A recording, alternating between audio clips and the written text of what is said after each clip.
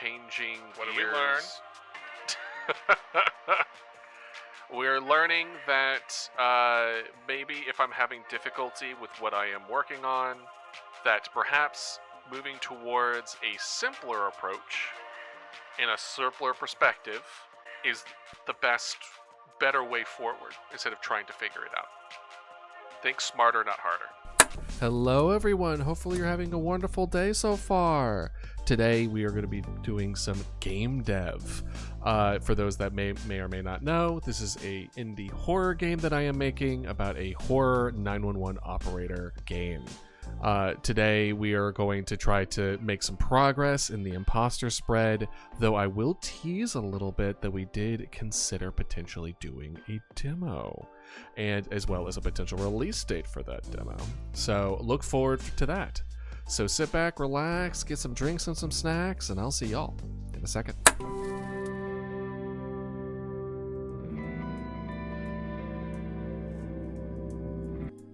Hello everyone. How are y'all doing today? Hopefully well. Hey Ratty, hey Bear. Hopefully y'all are having the egg jump scare. Y'all need to somehow whisper that to each other, because I can read chat. Bold of you. Hey. I know everything.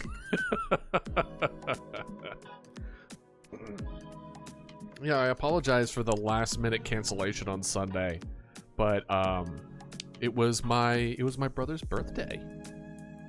So, or we were celebrating my brother's birthday rather, a little early, and my mom had to stay. In pain. I had to. My mom needed to stay, as far as just like the drive and everything. So it was just not feasible to stream. Oh, what happened?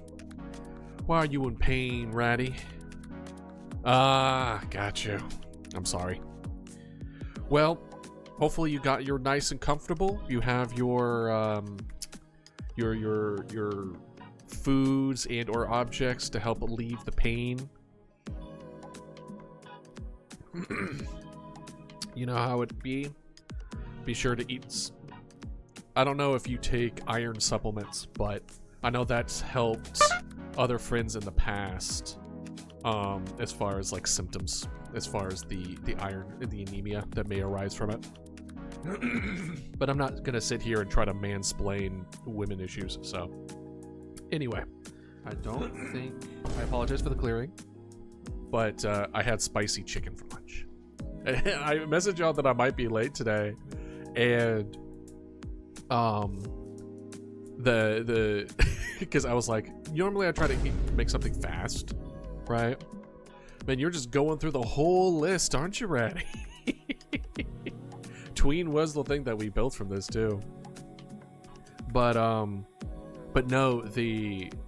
today I was just like, nah, I want to cook something. So I baked some frozen chicken wings that I really love, and some roasted green beans. Oh, so good, but it's spicy. So if I'm a little flimmy, I apologize. Honestly, shouldn't be doing it before stream. But when that food was done, it was like 12:30, 12:35, and I was like, I might be late. So yeah. But how was y'all's weekend? Did you do anything fun? I hope so. Or maybe resting? Trying to remove yourself from the anxieties of the world to some degree. I know for me, I'm ramping up for this upcoming weekend with the Monster Hunter Wilds that's coming out on Friday, which is actually apparently Thursday at midnight is the release of it. So I might change the schedule up just a touch, and maybe we do like a late night, midnight, like surprise, just like a couple hours. Like, we're not gonna go like a 24-hour stream or anything like that, even though that could be fun. But like right when it drops, we just do it for a couple hours, and then we pick it back up later on that day. I don't know. I'll think about it. But yeah, no, I'm excited, and I have some things that I have planned. I'm looking up at some that I may or I am a fool. I actually am. You know me and my ambitions. My eyes have always been bigger than my stomach when it comes to that kind of stuff. Always has been, always will be. And hey Dark, how you doing? It may or may not involve a MIDI keyboard, so just a heads up.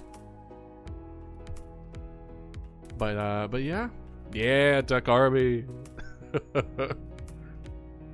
So today we're gonna be, well, last time we did game dev stuff, we kind of like went through everything, try to get our bearings, and to kind of overall just kind of see where we're at with this kind of stuff, right? And so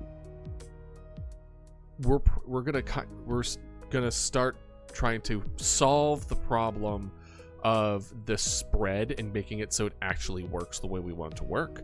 And in the meantime, y'all are welcome to give feedback. You're welcome to ask questions, to kind of give perspectives, ideas, anything and everything, right? Oh, that's a very cute emote combo, Dark. Alrighty then. Alright, so if I remember correctly, we're at a point where we're able to turn on and off the collider, right? But we weren't able to get it to move from one to the other. Kind of. Like, it was behaving in weird ways.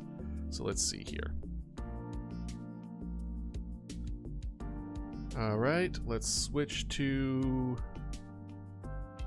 screen display capture. There it is. There we go.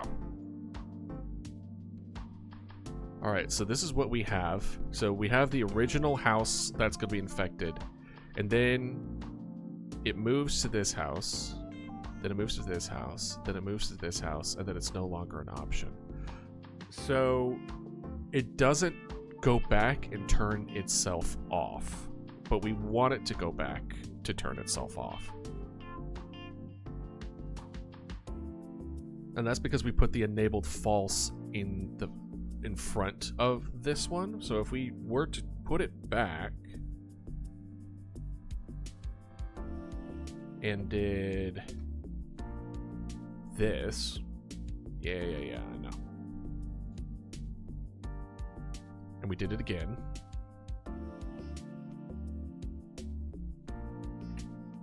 See how it turns off? Which demo? The demo for this game? Do I want there to be a demo for this game? I imagine we probably would, right? 9 months without the demo.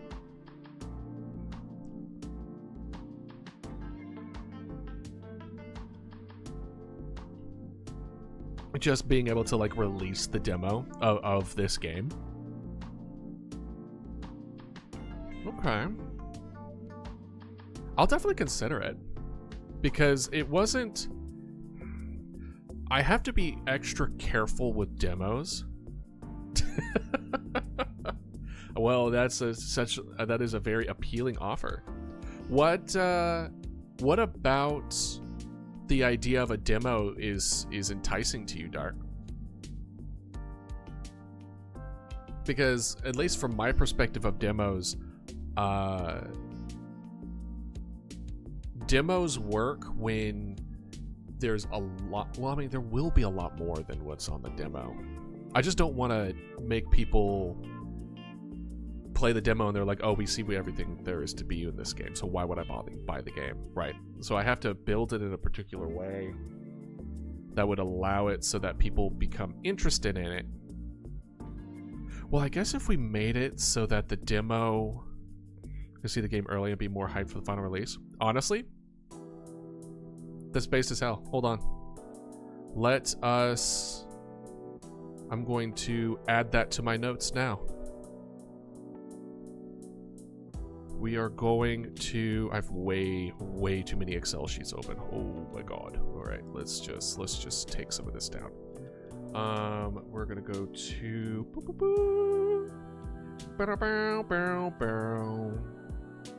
Last call hub. There we go. And to-do list. Here we go. To-do list. We're gonna actually, before any of this, we will add create demo on here. Started NA. So that way, so what would be a good, now that we're talking about it, especially as someone who is interested in the demo dark, where do you feel would be a good representation of what you would consider a good demo? Like, would we have to go to the very end of the game? Or would it be something that you kind of see of it spreading like halfway through before you get to the full completeness of the map, like the demo ends? Right. Because on one hand, I don't want it to feel like I'm purposely ending things early where it feels bad. But at the same time, if we go through the whole map, I feel like it would be too much of a representation of the game. So what are your vibes? What are you feeling? What do you feel like would be a good experience as far as a demo for this game?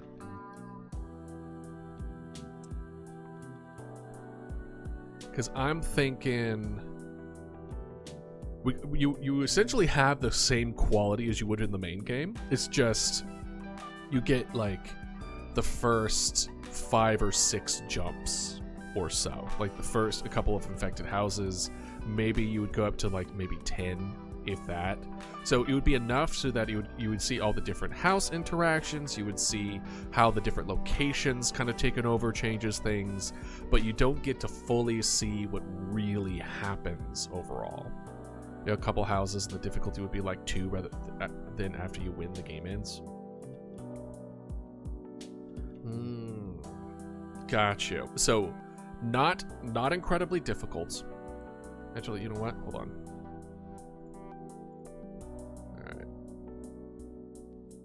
All right. Oop. Sorry for the blinding here. Let's go ahead and do that so I can fix it real quick. Downloads, black background. There we go. And boop. Boom. Alright, so this one we're going to name Demo Brainstorming. So for the demo, we are going to consider overall, so description, introduction of the main concepts of the game,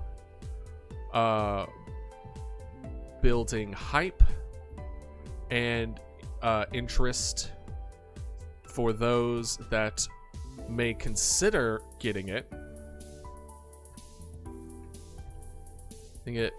but not willing to invest money towards it, right? Because that's the whole point of it. Because it's a pretty core piece of the game. I mean, yes and no. I think it's fine to go up to like 3 because we have the really obvious one where they change their vocals. Then we have the sentence structure being weird, and then 3 is like the context is wrong. 4 is you have to know the lore. So maybe like a couple of lore bits where it's just like you need to know. And I think it would also be interesting if every time you play the demo, it's a little different. Like, because we want to introduce randomness, right? So it's like, oh, what happens if you play the demo again? Will it go to different houses? And it will, right? So it's like it will get to that point where you get to see that it's repeatable. You get to see the difficulty variability. You get to interact with all the different kinds, well, not all of them, but different kinds of calls from different locations. But yeah, exactly. And that way it will allow a good interactions, because even though we're going to be putting a lot of different kind of like calls and stuff, they're going to be dependent to at least a certain degree based around the location that it's happening. So you get to see overall. So I'm almost thinking like the left side here a bit. I like the idea of introducing the church interactions, the broadcast system, the cool stories about the abandoned buildings. But they could possibly go this way too. So I'm thinking, like, let's see here. This is 1, 2, 3, 4, 5, 6, 7. So if it goes straight down, it would be 1, 2, 3, 4, 5, 6, 7, 8. And then 1, 2, 3, 4, 5, 6, 7, 8. Maybe 8. Maybe 8. So it's like, so it could potentially just be like 1, 2, 3, 4, 5, 6, 7, 8. It could just be houses. But that's just randomness, right? So it could be like, they could go straight down this way. They could go straight out this way. They could go 1, 2, 3, 4, 5, 6, 7, 8. 9, 10. Were you thinking maybe 10? 1, 2, 3, 4, 5, 6, 7, 8, 9, 10. Okay. So they wouldn't be able to interact with like the hardware stores, the gas station, the other houses here. They would be able to interact with the park and the school. We might have certain areas potentially closed off, because on top of the demo, so let's see here. So concerns, don't give out too much.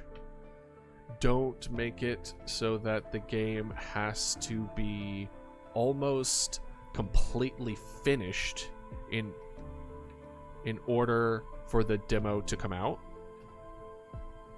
right? Like, the way I say it, what would you feel, Dark, is a good amount of time between the release of a demo and then the full release of a game?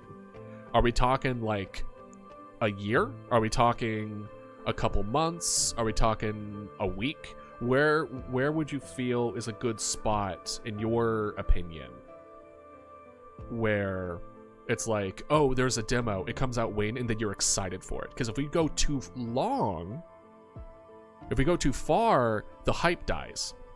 And then you essentially are starting from scratch, or you're just like, oh, I remember this game, and then they move forward with it. It would be cool. 4 to 8 months. Okay. It's completely finished in order for the demo to come out. Okay. Then in that case, decisions. Release demo. Approximately 6 months before full release. I see you're making sure that I got to get my thighs and my gotta get a big butt bear with that workout. Which reminds me, in a couple next week, I'm gonna be upping the workout things for our breaks. That's gonna be fun. Release date approximately 6 months before full release. Make sure to introduce the following. Introduce random spread. Here we go. Let's do this one. Let's do like what to introduce. Oh yeah, no, I mean that's kind of the point. It's like if I want y'all to improve together as a community, I'm going to show by example. I am going to continue to improve myself and kind of lead the way in that aspect. And then y'all are more than welcome to attempt to do the same thing when I do it as well. I'm not going to make it mandatory by any means, but I invite you nonetheless. We would be the most swole community on Twitch. He's like, that undead dodo? What do you mean that's the most swole? It's like, you don't get it. That's okay. You wouldn't get it. And then you and your people dog would be like, it's duck, duck dodo to you. Represent. We were gonna introduce random spread, final call versions. Bear gets it. Let's see here. Random spread, final call version. What else did we want to? Events from location-based events. What else do we want to make sure that's in there?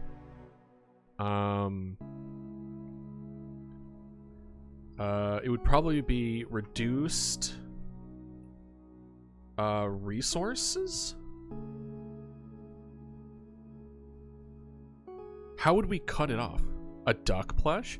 Well, I mean the plan for the Mama Dodo, the current plan for Mama Dodo plush is that Mama Dodo will come with different outfits that we release over time. Is the idea behind it? In the duck Mama Dodo onesie, it would be one of them, where you'd be able to have a Mama Dodo and then you get to put her in a duck onesie. And I think it would also make sense if we would if it just came with a rubber duck. That makes sense, right? Like almost like a mini rubber duck, like a rubber duck mini that comes with it, like a smaller rubber duck compared to Mama Dodo. That'd be kind of cute. But that's still a long ways away as far as trying to make that work. I have to make some damn money.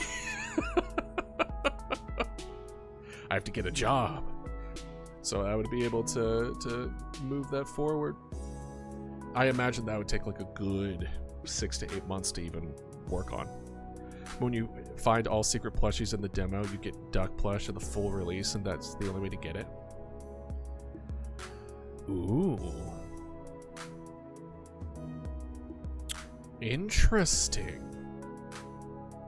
I kind of like where your head's at.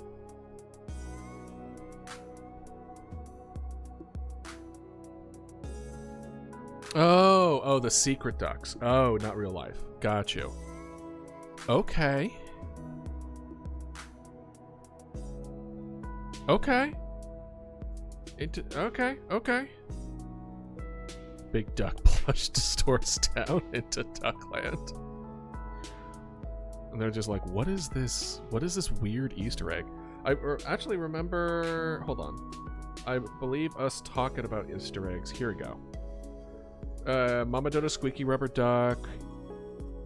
Interaction plushie with multiple checks. So, finding secret in demo unlocks Mama Dodo duck costume.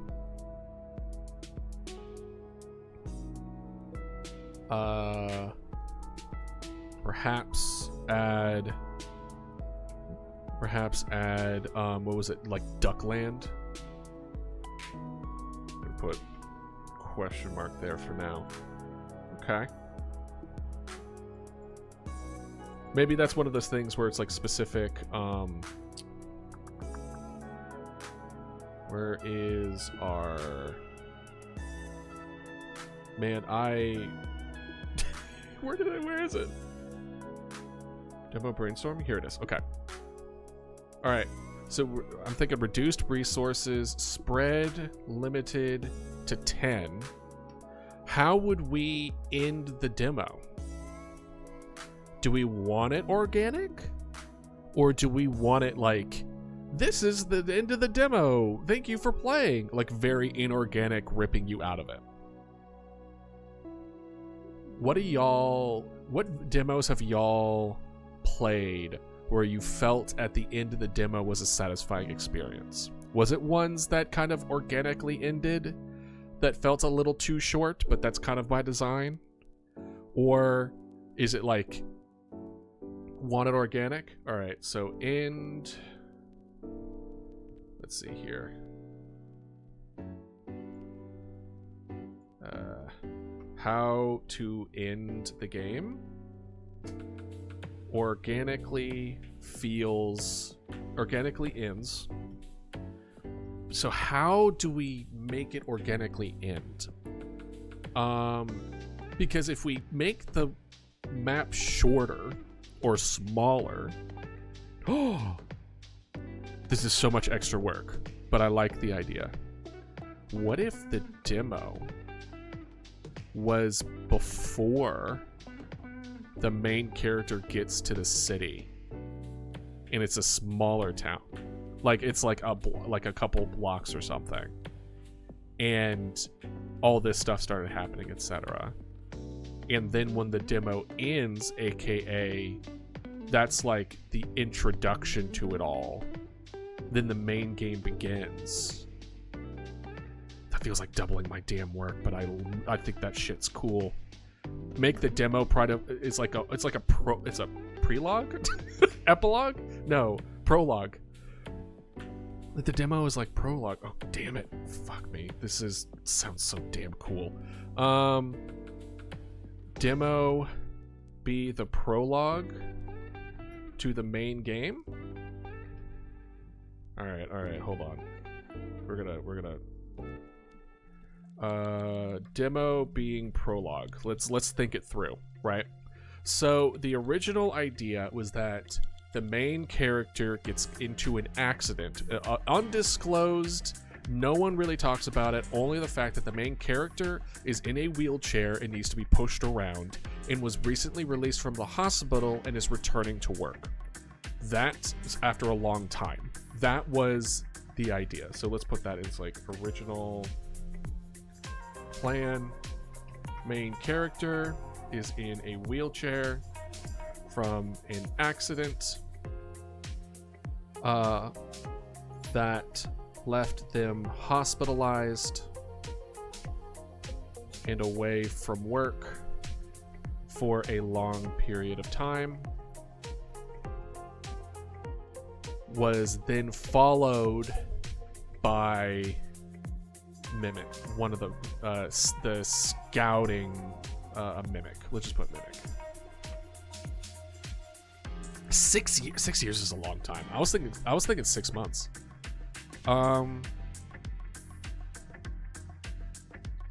Or here's an idea. What if it's not linked to the main character at all? What if it's not linked to the main character at all? What if it's like a national like park agency or something? Like it's just like a couple of buildings, like it's a campsite, and they're on the perimeter of the town, and this stuff starts happening. It's a very limited of the spread and response, etc. And then once that place gets taken over, then it like pans out and shows that the city is next. Like the bigger small town that it was just kind of adjacent of was in the direction of what was happening. That'd be kind of cool. So it's almost like a peripheral, where it's like almost to the extent of imagine that she's on her way back, right? Let's say it's like a guard point or a hey Starbeast, how you doing? We're exploring the idea of having a demo for Last Call. And we're discussing the idea that the demo is actually not only a, just a smaller version of the game. Instead of it being like a limited, where it's just like you only have like a couple of houses, like instead of just being like kind of like bouncing around here, and then like after 10 it just cuts it off. We're exploring the idea of the demo is a prologue to the main game, and like the main character being like not hunted, but essentially scouted by these mimics on the way back here. What if there was like a checkpoint? What if there was like a border checkpoint or something? Or the potential of a national park, or the potential of mountains, or something where they cross an even smaller location of only like 10 buildings tops, where they have very much more limited resources as far as emergency personnel, and your job is to try to, it's the same kind of feel, but it's just at a much smaller scale, dealing with different people.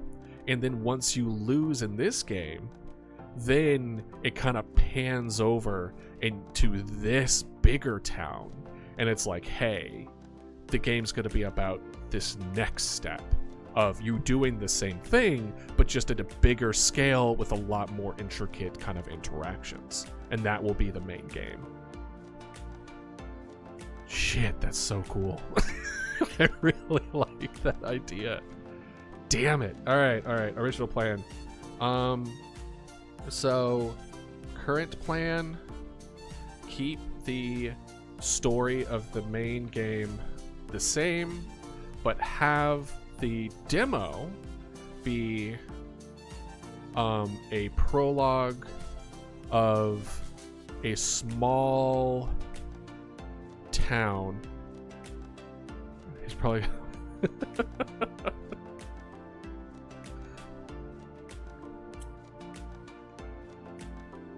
Exactly.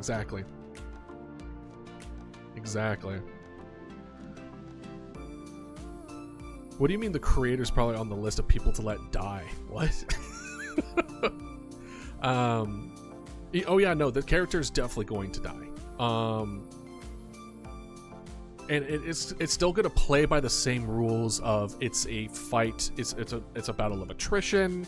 The win condition is just lasting as long as you can. Like, it's still going to play the same rules, but it's going to introduce the idea of what the game is and what to expect from it.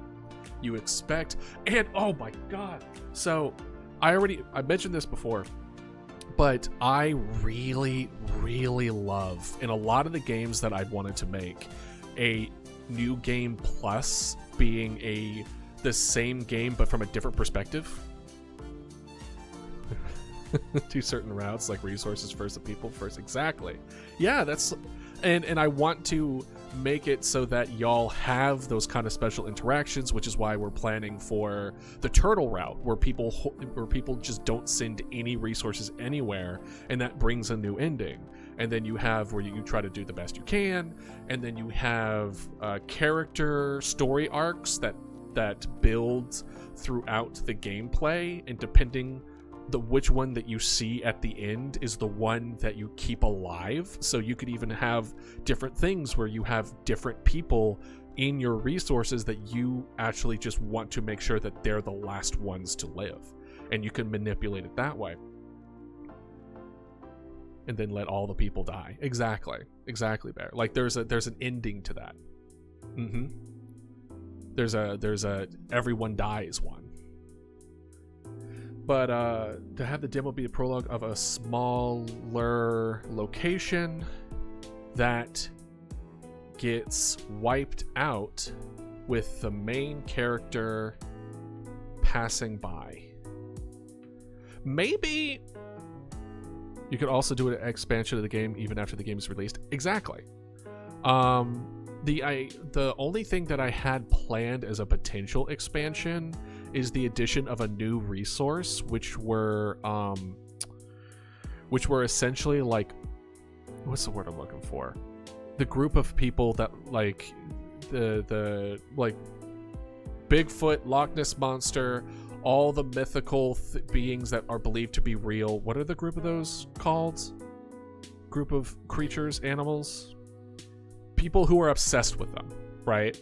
And they are also there, and then they can give you additional information as far as cryptids. Thank you. Cryptid hunters was an example of like one that I was going to potentially add later, because I want to stick to MVP, minimum viable product, to prevent bloating or content creep. And that was one of the things that I cut, because I felt that was a little too much, right?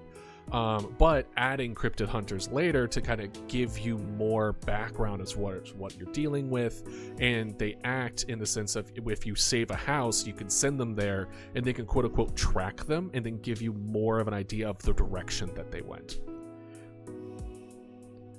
Well, I've essentially almost scrapped the idea, but one idea that I did have for a New Game Plus perspective is, when you lose, if you do New Game Plus, the game turns into you become one of the people in the town that you just lost, and you're now playing from their perspective and trying to survive and keep the mimics from breaking into your house. But it plays the exact same from the gameplay that you just did. So you kind of know how things are going to go, in a way.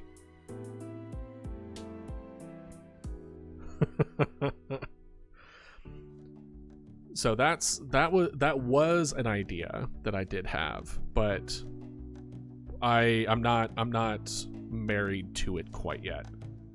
So that gets wiped out with the main character passing by. There's another potential thing that we can go in the direction of, is that, is it dead? Is it dead? Well, I mean, it did spawn a lot of like offshoots. I saw there was one where it's like 3D, almost Robloxy, that I've seen a lot of people start playing. And it's like, if you start running around, you have a certain amount of stamina, and if you go into the zero, you'll start losing life or health. I've seen a lot of people play that. But I was never huge into Among Us, even when it was really, really popular. I played it like a couple times, but it was just not my kind of game.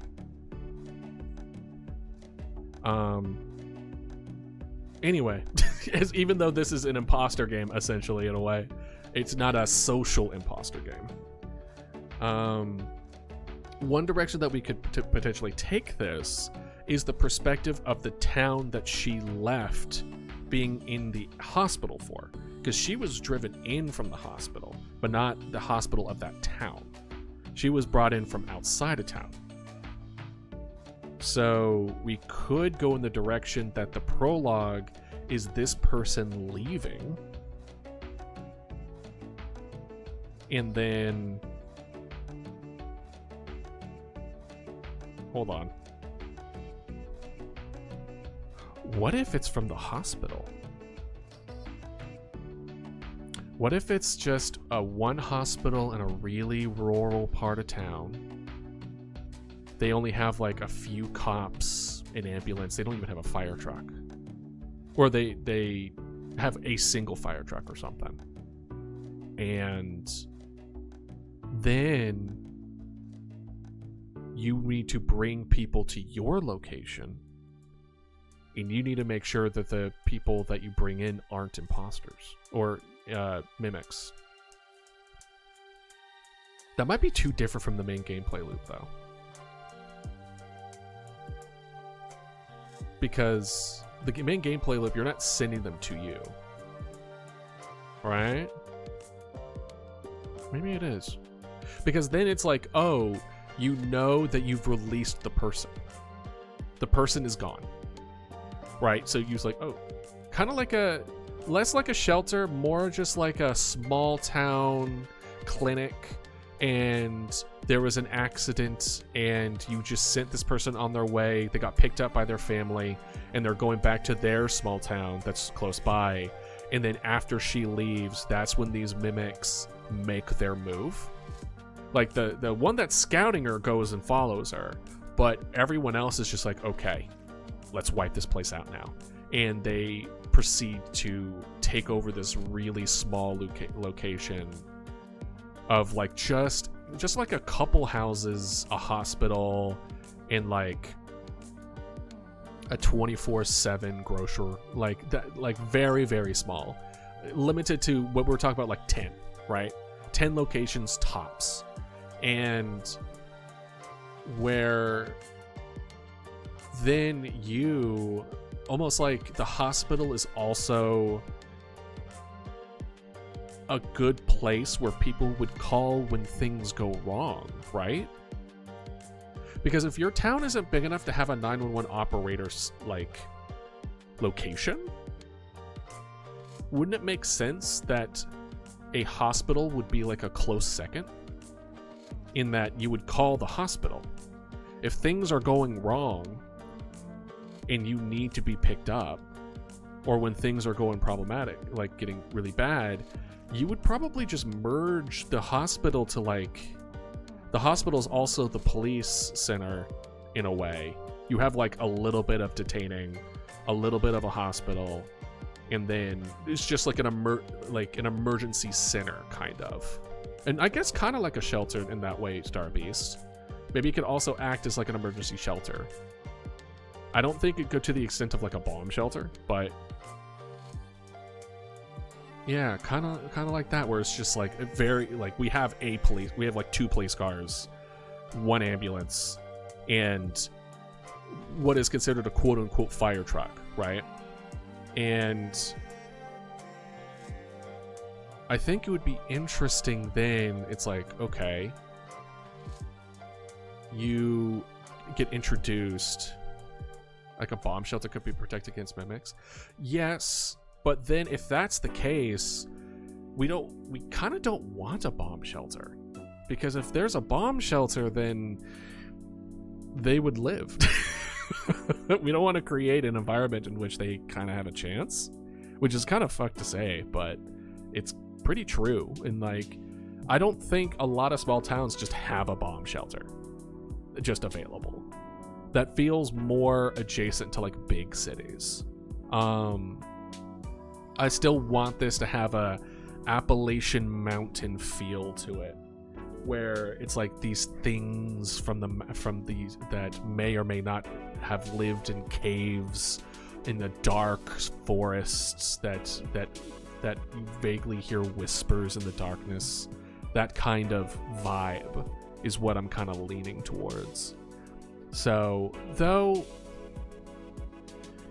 people do be liking building their shelters, maybe we can play on that in the future, where it's like, oh, some people survived the mimic attack because they built their own bunkers, shelters. Because you have, like, when you get out there, usually you get like, you kind of get into prepper territory, right? Where you get these people who are just all ready for the society to just kind of collapse, and you're all ready to go. I don't know. I also think that might be making it too, like, this is supposed to be a demo, right? So, especially if we plan for the demo to be 6 months before the game release. 6 months before the game release? Essentially, the game is almost ready. I'm pretty sure by 6 months beforehand. Like, we would have everything written. We would have most of the voice lines taken care of, most of the coding taken care of. I think the biggest things that would change would be like aesthetic upgrades and just bug fixes. Right? Well, good. Good, I'm glad. That's honestly a good sign.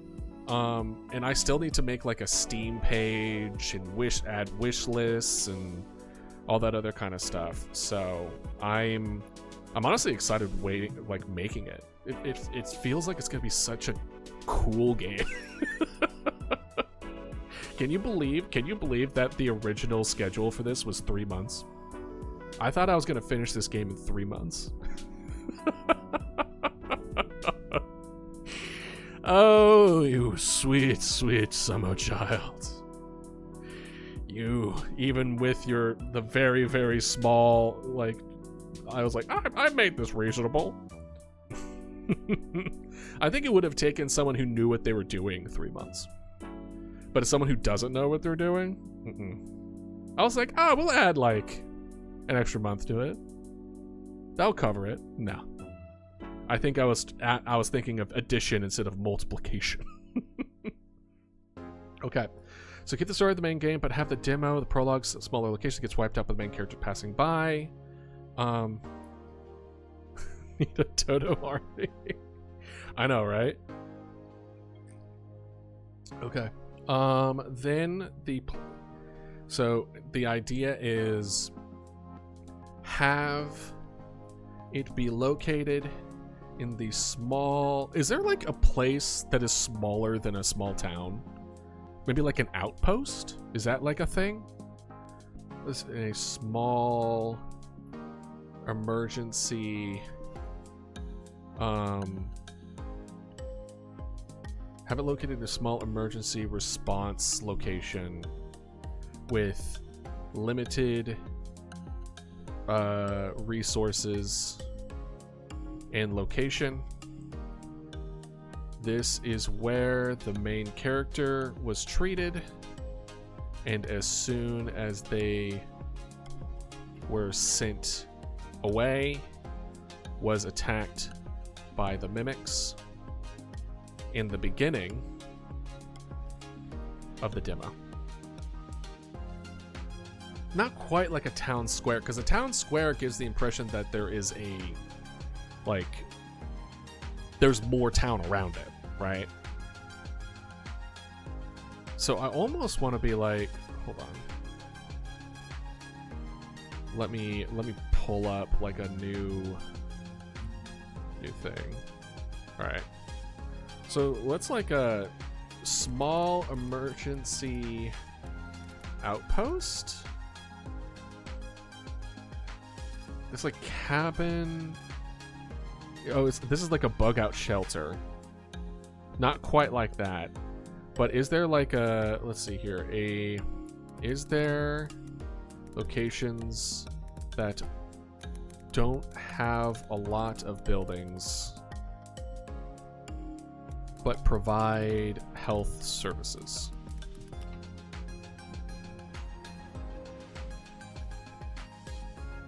Almost like a free clinic, maybe? Yeah, right, you saw the Starfield.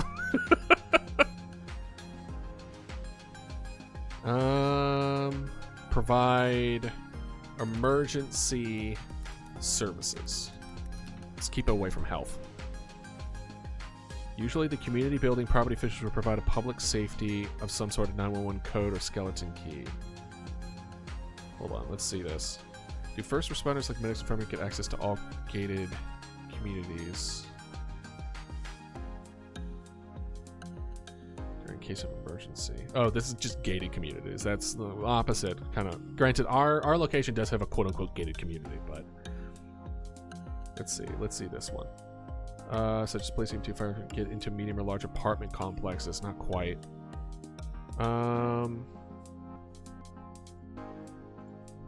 Maybe how does emergency services work in really small towns?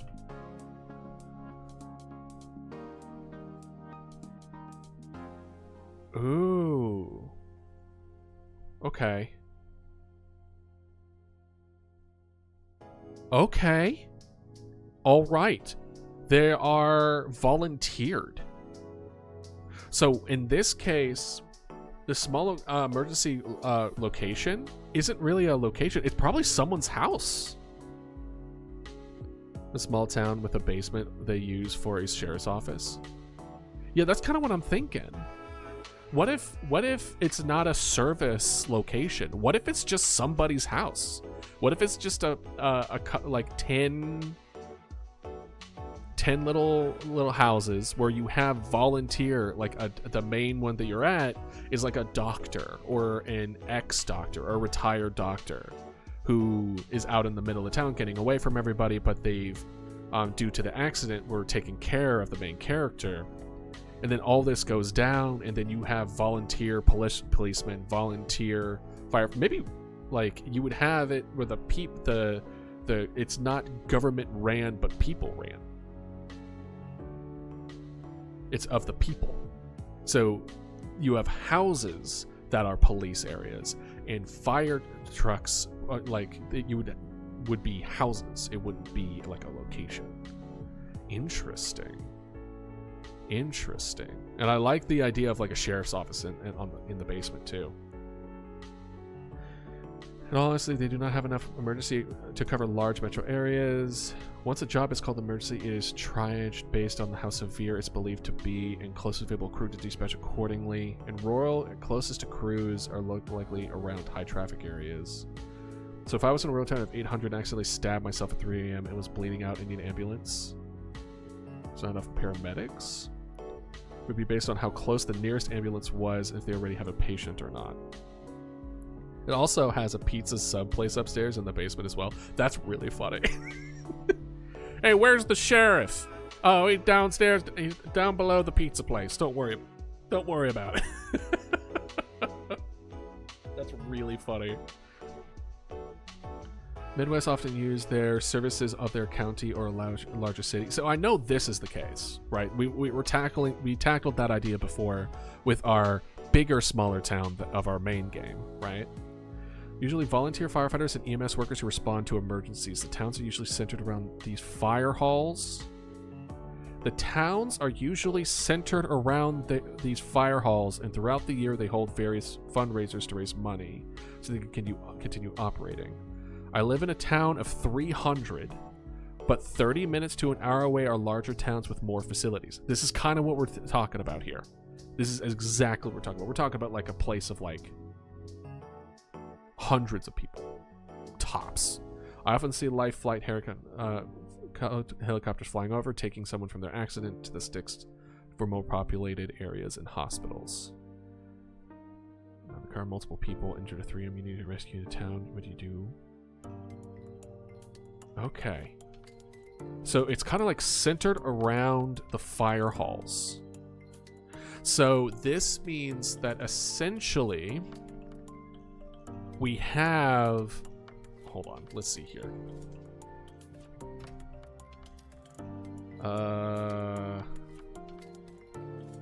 So we have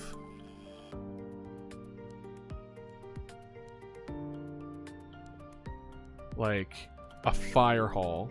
Why can't I?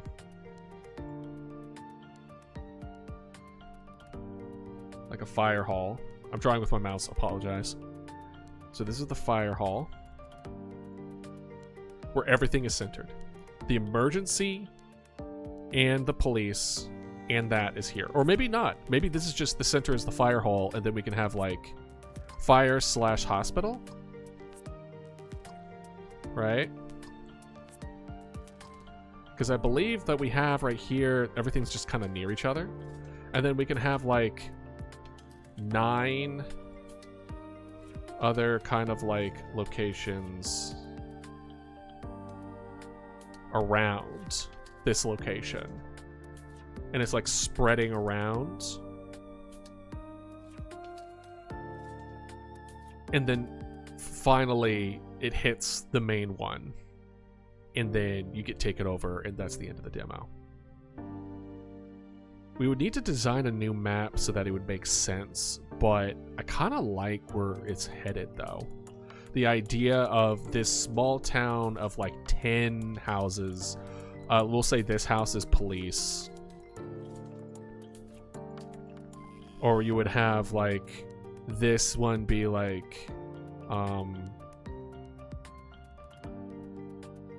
I don't know. What would be an essential? Oh yeah, it would be like a 24-hour store. Here. No, I don't think there would be. I do have a bigger house in this small town, which is right here. But for this one, I don't think so. I don't know why there would be. Why? What are you thinking? Should we? Are you thinking it would be interesting?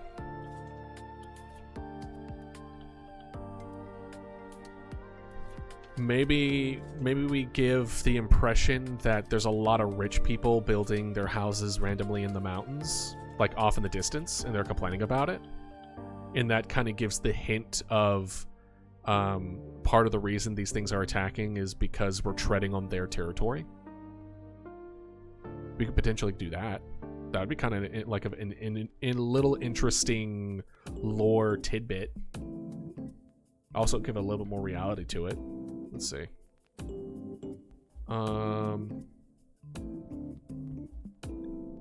You do see at least one small town in the emergency series use as a setup spot.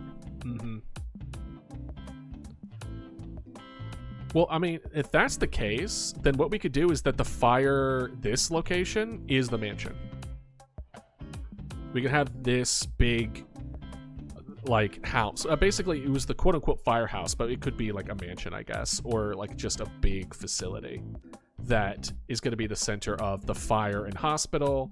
And then I'm thinking one of the offshoots can be police.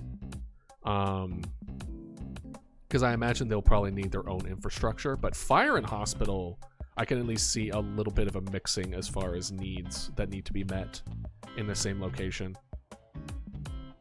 But let's see here. We'll do this with like lore. Lore will have okay, well, good. I'm glad. If anything, any ideas that you can think of, by all means, do not hold yourself back. This is brainstorming time. This is the fun part. Lore, rich people, showing / discussing about rich people building their large homes deep in the mountains, and it's a stain on nature, right? And then I'll put in parentheses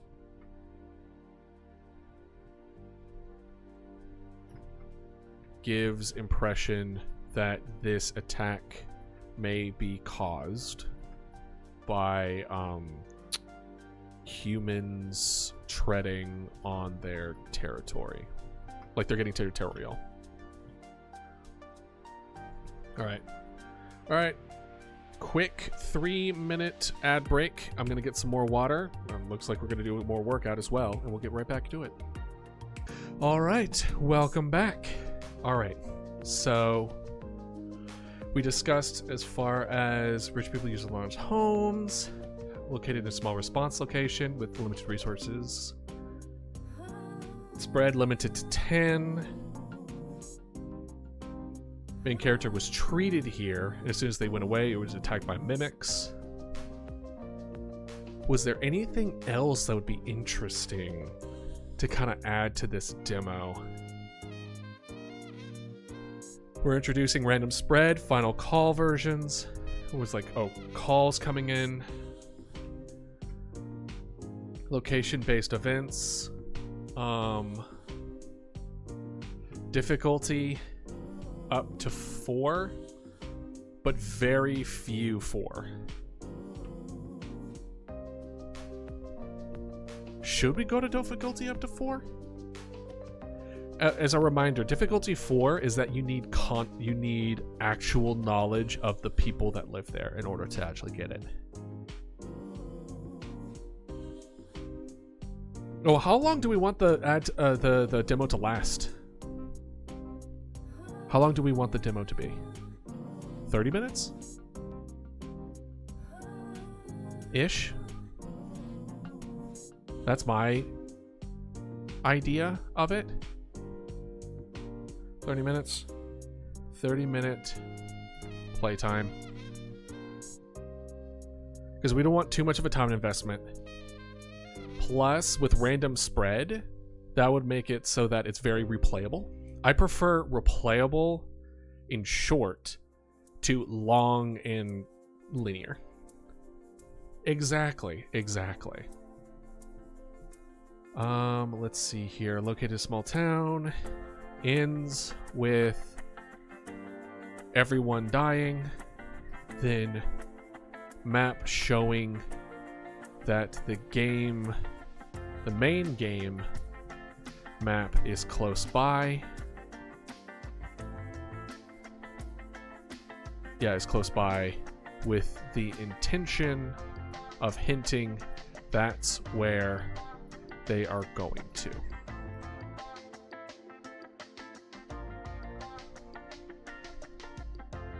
So if it's about 30 minutes of playtime with random spread, calls coming in, location-based events, difficulty potentially up to 4, where you need context clues. How small are we talking here?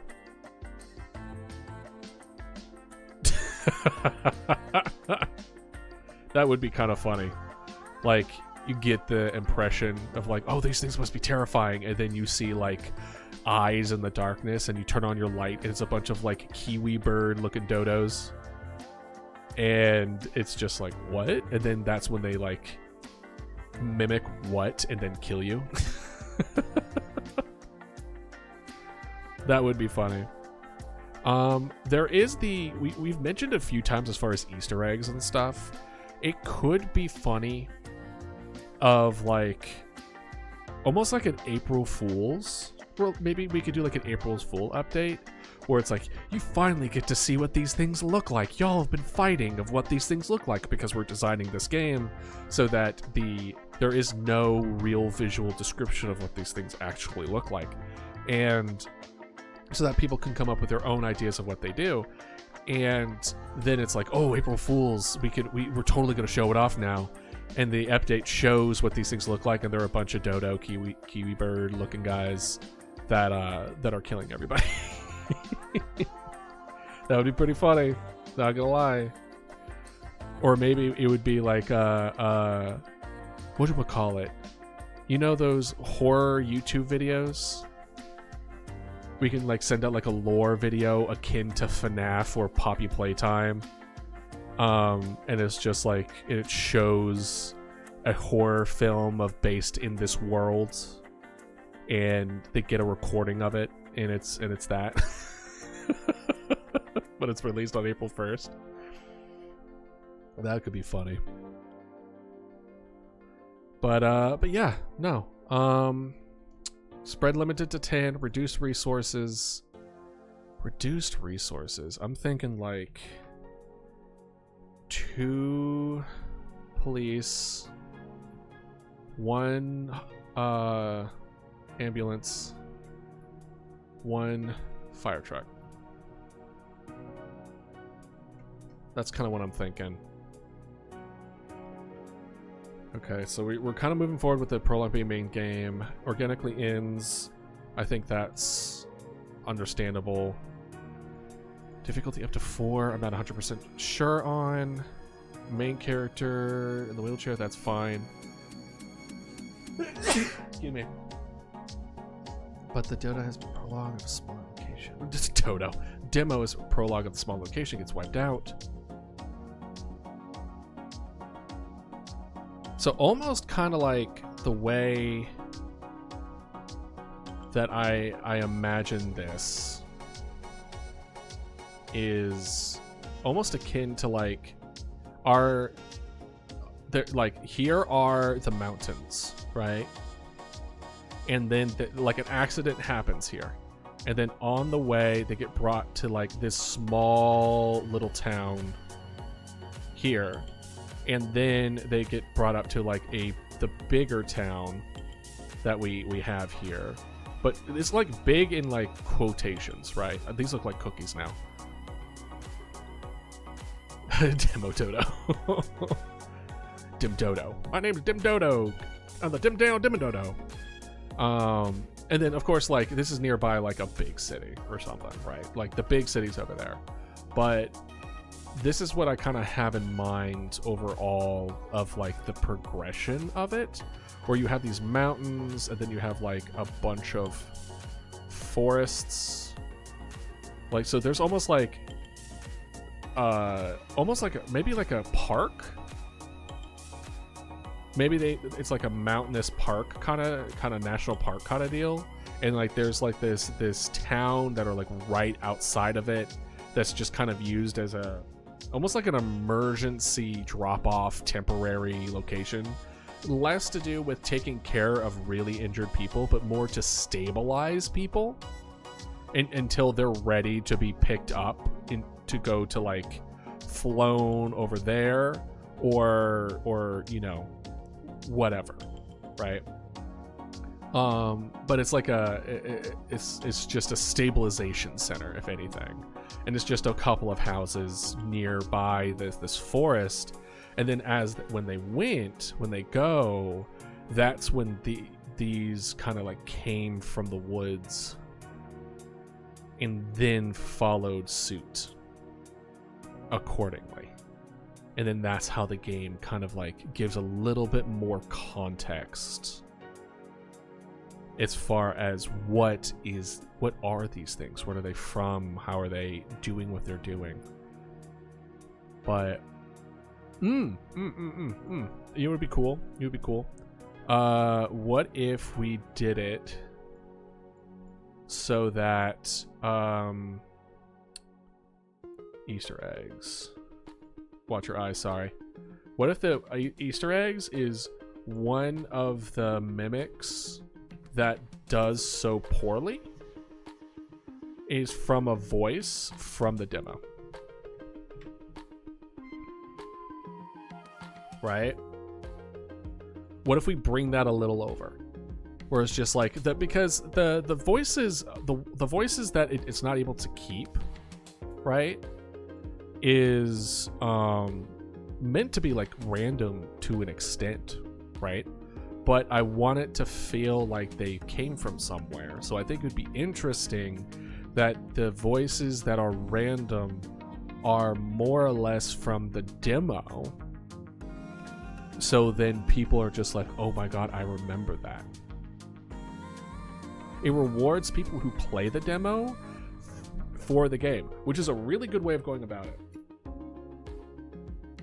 Because you have to give a good incentive, not a great incentive, but a good incentive for people to play the demo or experience the demo and also the game. And I mean, Dark already mentioned it a little earlier regarding the idea of finding the secret. It allows you to find the duck costume for the main game. Like, that is an incentive. It's a little bit more on the nose. I'm much more of a subtlety kind of guy, but I still enjoy the idea. But in this case, where you have the voices, have voices in the main game in lower difficulties be left over from demo. That's how you spell demo, right? Diom? Okay, that's all. Idealist. There's no E. There's not two E's in demo. Okay. So where in the roadmap then would the demo need to be released, or should be released, right? Ignore these. These don't make sense anymore, right? But essentially, we do add a considerable amount of time and effort and energy. The way that I see it is that the demo comes out before polish, but after art assets. And then it's polish. Let's throw this in. This should be bug fixes. I don't know why I didn't implement bug fixing, by the way. I don't know what is wrong with me. But the idea that we have the demo after we make all the art assets, after we get the aesthetic down, because that's really the biggest thing too, right? Because if we don't have the aesthetic down by the time we send out the demo, people will come into the main game going like, is this the same game? Like, what's going on here? And so we want to make sure that all that is good. We want to learn everything there is to learn about the imposter, the resource, the NPCs, the phone system, the scripts. And for the most part, if we have all this good to go and then we make the demo, then for the most part, we can kind of like copy paste in a lot of ways. And then by going through the process of almost like a second, faster version of the development timeline in the demo of like, we just copy everything over, we do the aesthetic, we make a new map, but we stick to pretty much the same of everything else. And then we already went through the process of making the phone scripts and the calls. So I would say is that demo, things to keep in mind for the demo for this is that the objects needs, I'm basically like flagging when we do things we should probably also make for the demo, kind of like doing both at the same time, because in my mind we are grouping, right? We're to do all of this and then take a step back and then do it all over again on the demo. It feels like it's kind of like what you're supposed to do. If we make the objects at the same time within in mind, I feel is better. So we don't need the interactions, the spread, the resource system, the NPC leaving. That's definitely not needed. Phone system, scripts. Like, we're basically pointing out what it needs separate of. Like, we need separate objects, aka maps and houses and locations. We need separate scripts. The make phone calls is essentially like audio. So let's clarify actually making the audio. If you're wondering which one I'm the one looking most forward to, by the way, it's right here. It's writing the phone scripts. Writing those phone scripts is going to be the most fun, in my opinion, in this game. Once we get, because all this is just making sure that the gameplay is solid, right? But this is the meat. This is the steak. This is the burger. This is the I'm a meat and potatoes kind of guy, and this is all of it. Like, oh man. Because like writing how the interactions are gonna be, I like how they are gonna sound realistic. Right? I was just saying that the writing the scripts was essentially the burger of the meal. So make phone calls, that is needed. Make imposter filter, that should be about the same. Sound effects should be the same. Music should be about the same. Art assets needs it. And then that's really it. So it's just the objects and then the scripts are really going to be the biggest difference between what is in the main game and what is in the demo. Everything else could just be copy pasted for the most part. The interactions and all that, it's gonna go by the same code. And also, it would be a good indicator. With this demo coming out like 6 months beforehand, I feel polish and bug fixes, if I remember correctly, are about a third of game development. Like a third of the timeline needs to be devoted to polish and bug fixing. I don't remember where I heard that from, but I have heard that before. And so with that in mind, like 6 months, if it takes us about a year to make this game, 6 months is about right as far as timeline goes. Where we create this demo, We put it out there. We also need to make let's do this. Let's do, because the reason that we're doing art assets after, or store page after assets, is because we need something to put on the damn page. So we're gonna do prep store page here, and then this is other not started NA, and then this is polish.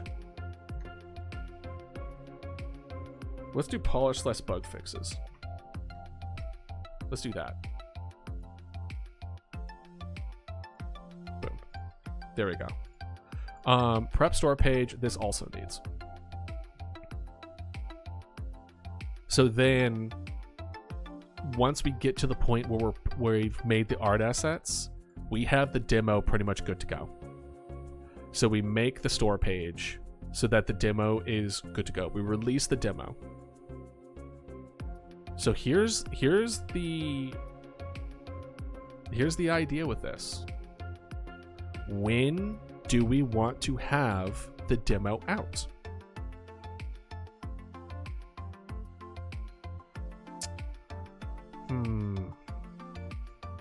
At the rate we're going, at the rate that things are going, Halloween? Do we want to aim for October? Because let's see here. If we go, let's assume Halloween. Yeah, right? Like, people are in the mood for spooky. People are looking for spooky games. Even though I'll have a lot of competition, I am probably too overconfident. But still, I'm going to be aiming for, like, people are more in the mood for a horror game in Halloween than they are in Valentine's Day. So if we wanted to, let's say we wanted to release the game in October, right? So 6 months before October would be 1, 2, 3, 4, 5, 6. April would be April. So could we have the demo out in April? No, not even. Not even. We're working on this once a week. That is not possible. So let's plan on this being out the 1st of October. And we're gonna give this a little bit of color to it so that we know that this wasn't the original stuff, right? All right, so we want the demo out by October, which means that we are currently, let's see here. This is finished,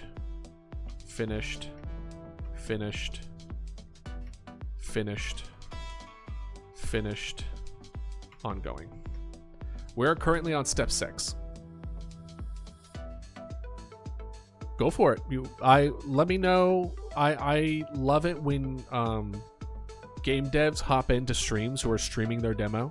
So after I release the game, I will be putting it on all my socials, and I would love for you to play it if you want, right? I'm a little conflicted as far as the idea of free advertising, but I will come to that bridge when I get to it. As far as like sponsoring, right? I should be responsible in being in paying people appropriately for sponsoring. So I'll look into that aspect. But if you just want to play it because you want to play it, by all means. But I'll be looking into it.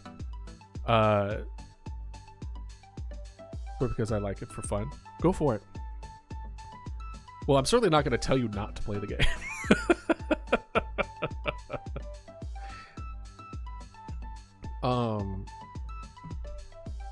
But yeah, no, like I plan on, after I release the demo, I'm going to be going to different streams and saying hi to people and introducing myself and all that other kind of stuff. But yeah, let me know at me on my socials if you go live with it, or when you go live with it, and I would love to watch you interact with it. So like a good, probably, if I imagine I'm anticipating. Okay, so worst case scenario, no one knows about it, and that's absolutely fine. Best case scenario, it's a hit. People love it for like a month or two. I'm anticipating going around and kind of making people know that I exist for like 3 days ish, and then socializing and just kind of like focusing on that. I think any more than that is aspirational thinking. But you know, getting that kind of real-time feel of it, how people are reacting to it, some things I need to work on, because that's another thing too. One of the benefits of releasing a demo is other people that helps with bug fixes.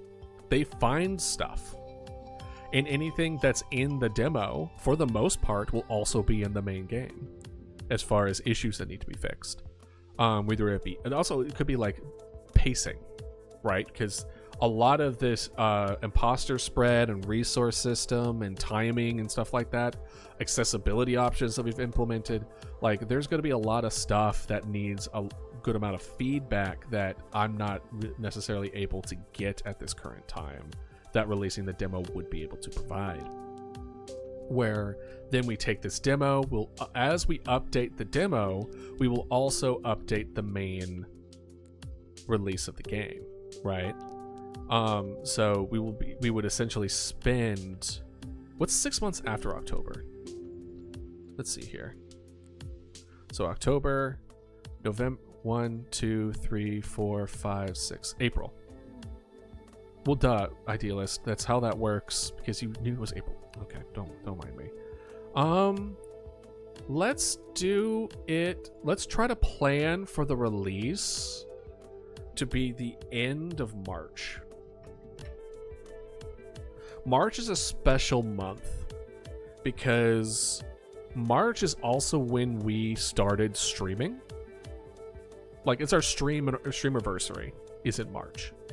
So like a lot of stuff, a lot of projects I plan on releasing like in March, a lot of like other things where it's just like every 3 months, you know, quarterly kind of thing. So the idea of full release next year, by next year, we will have this game fully released, good to go, bug fixed, etc. With October being the demo release. Everyone gets super stoked for it with a huge kind of like, well, we have to be careful. Big games come out around this too. Like right now, Monster Hunter Wilds, for example, right? Like anyone who's trying to release a game this week, I think are going to hold off. And I think we're going to probably be in a very similar situation where if we try to release the game and force it so it's like exactly 6 months later, I would much rather like to wait until there is a lull in big game releases. Because isn't there like a usual like dry spell in games between like May and August, like summer? I barely pay attention now just because like time flies by so quickly nowadays. But like I feel like there are times where there's just like nothing out and people are just looking for something to play, and that's what we kind of need to look for, is in the sense of just like, hey, I'm releasing my game now. But I think that's still a good goal to have, and I don't necessarily think it's going to take 6 months to make bug fixes and all that other kind of stuff, but what do I know? I'm just a game dev. But yeah, we're on here. So we have, okay, if it's February, so it's March, April. So we have 7 months. We have 7 months to finish the imposter spread and finish steps 6 through 17. Make a resource system, NPC planning for our NPC leaving, phone system, scripts, calls, creating a filter for those calls, sound effects, music, finalizing the menu, art assets, etc. Hey Bankley, how you doing? Just talking about where we finished talking about adding a demo to the game that we're making. Pretty good. A little warm. I don't know where you at, but where I'm at, it's a very warm for February. But with the addition of a demo, we've kind of realigned our release schedule for development, with the current plan of releasing the demo in October, and then full release of the game next March is the current goal. We'll actually see if we can. Maybe we'll finish it way earlier and we can move things around. But ignore the white dates. The original white dates are my original development roadmap, which was this game that I'm making now was supposed to only take like 2 months, and I scheduled for 3 in case things go wrong.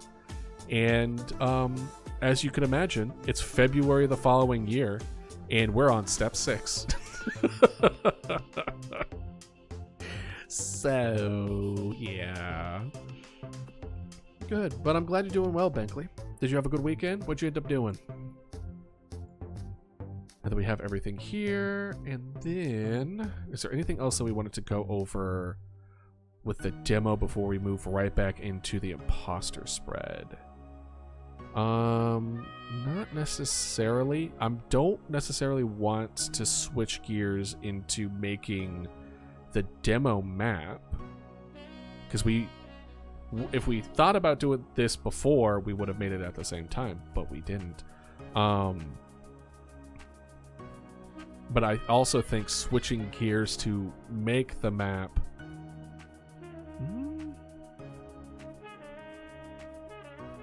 it took us quite a while in order to finalize the map that we did make. Granted, this is going to be a third of the size, probably less. Because we have, I mean, this is the map that we're working with now, right? Making a game these days? Oh, awesome. What game are you making?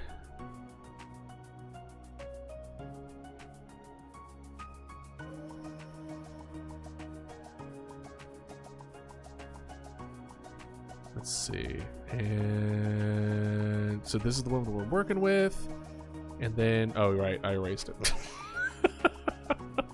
But that's the mentality with it. Current plan, they go that way. I think we're good with the demo. For now, at least.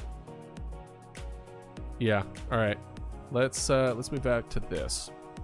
Let's see if we can figure this out, right? So see, it doesn't. Why doesn't it move?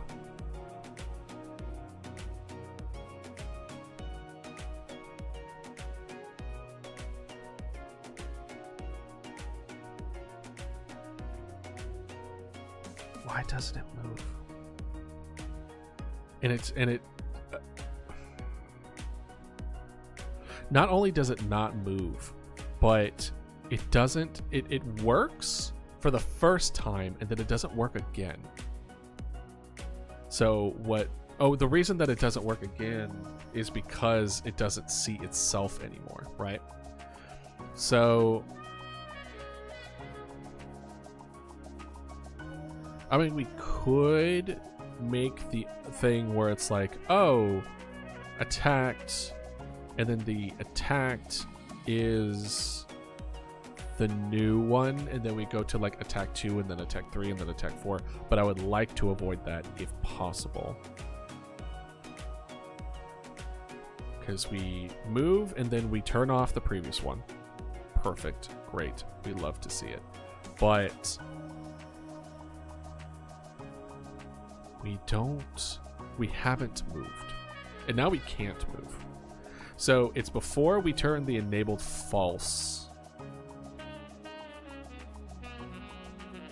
So we'll need to like enabled false and then move to the attacked.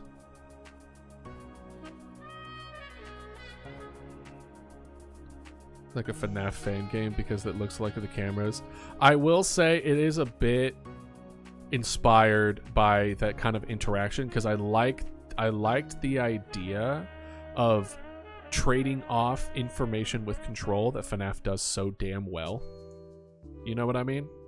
So like being able to be like boom, boom, boom, where it's like, okay, cool, I need to know my history. Check this. And now I don't see the screen. And then I go pick up the phone and I don't see what's happening on the screen. Like I can't act it. I have to have that trade-off. And I really did enjoy that kind of thing. Plus, with it being a lot of this kind of like point and click stuff, that does increase the potential of making this a screen game, right? Oh, no problem, my guy. All right, let's see here. All right, let's try to get through this logically, right? So we have target 1, 2, and 3 where we get the collider for. Then we make an array of the array of all those targets, the array called location choice. Then we location choice pick random, making it so that it attacked that location. And then if the attacked is not zero, like as long as it exists, aka is not nothing, double negative, then we set the collision layer to false, aka meaning that it can no longer be interacted with. We change the color to red, print that it attacked, or print what the collider name is so we know where it's going. Then enable the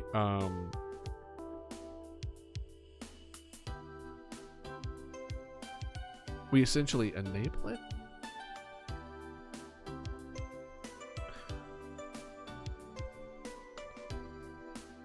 Oh, right. We enabled it because it's auto off. What if we didn't auto off it? What if we kept... Oh. No, I remember why. I remember why we did it that way. The reason we did it that way is because if it wasn't auto off, when we hit spacebar, every single one of these would activate at the same time. We don't want that. We want only one on at a time. So all of them are enabled off from the beginning, except for the first house. Then we hit spacebar, we choose a location, enable, turn it on, turn off the old location, and then it should, at least in my brain, now think that it's in that new location. But I think that's the part that we are currently having issues with, is trying to get it to understand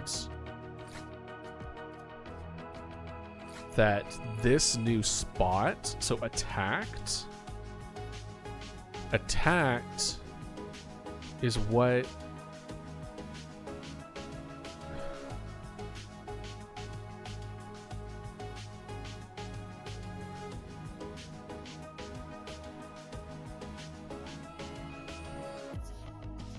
but I guess at that point what needs to happen, the reason I didn't think like it needed to move, like specifically say attacked, is because there's only one thing on. With only one thing on, you can have it so that it's like, oh, if all of them are on, it would all happen at the same time, but that's not the case. None of them, only one of them are on. But it's this part. It's the target get collider that isn't updating. This get collider isn't updating with new stuff, which I thought would be, because I have process delta this function, so every frame, it should be updating every frame. And with it updating every frame, we should be getting a new collider and a new array.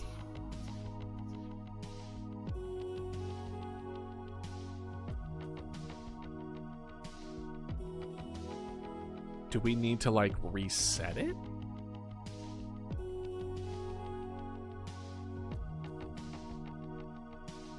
Do we need to like reset the function so that way like enabled false and then just kind of like reset or something? Reset physics interpolation? What is that? What are you? Can I look you up? Let's see here. Godot, reset. What was it? What was the name of it? Physics interpolation? Physics interpolation.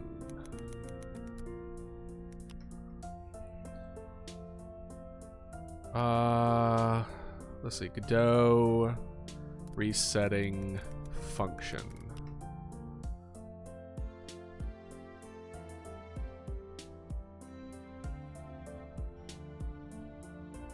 Hold on. You can make it so that you reset a specific child without having to restart the whole scene. But it ends up canceling out. It isn't really canceling out though. You removed T from scene tree, but T still exists exactly as it was when it removed. So then you immediately add it back in the scene tree and you see the same T that you just removed.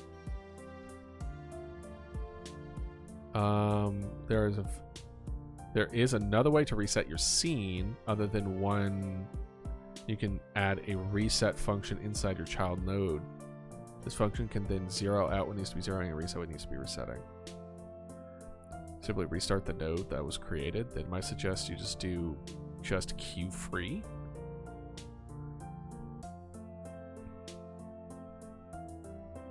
Existing node and instance a new one.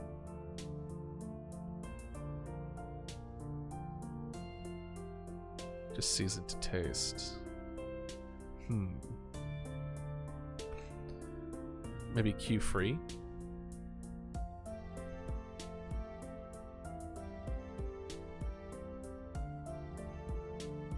So I think we need an instance. Oh, so like, okay. So we need to preload a scene and then name it like the instance of that scene. Not quite exactly what I want. Let's see what happens if we leave it blank. What was it? It was queue free.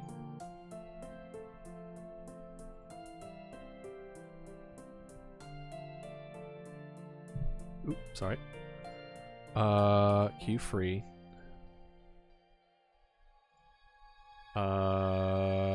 Spread?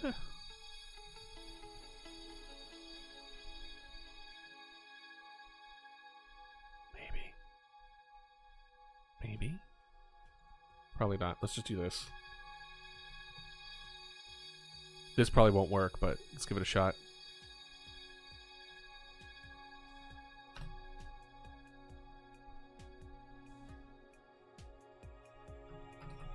It cut it off. It did it once and it cut off the whole thing. Can I do attacked?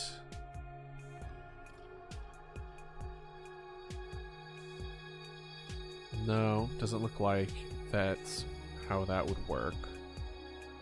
I was thinking a spread in the sense of like, oh, it would kind of reset. What I want it to reset is this. Reset location choice.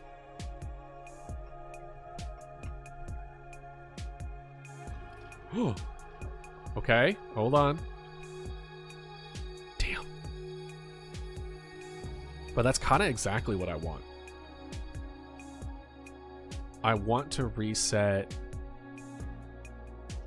What about target? 1, target 2, target 3.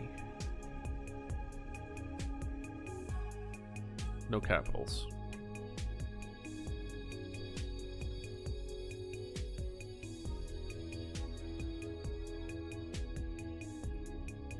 Okay, what about just target 1?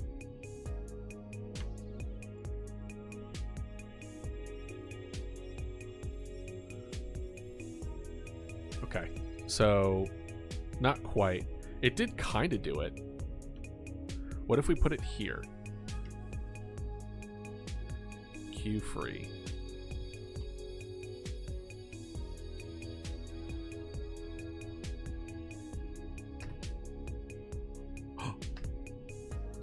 Damn. Okay, I think we're getting there. I think we're getting somewhere. It is cutting. Oop, sorry. I don't know why I apologize. It's like I apologize to the program. It's like I made you smaller than what you wanted. I'm sorry. Okay, so Q free does kind of like end it. Reset. What was the other one that they mentioned? Not even Q free. Q free is too much of a hard stop.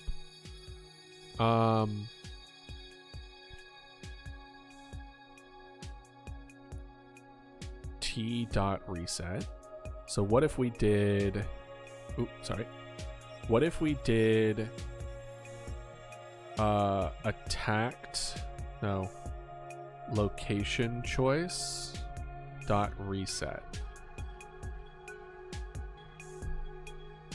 Let's see what happens.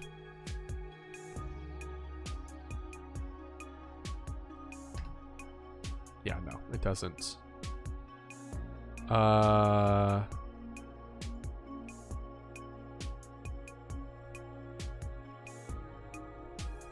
Target 1 reset?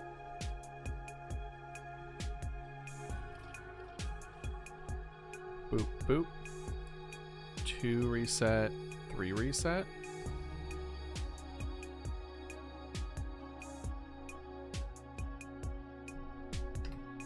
Damn it. Damn it. We're almost there. I can kind of feel it.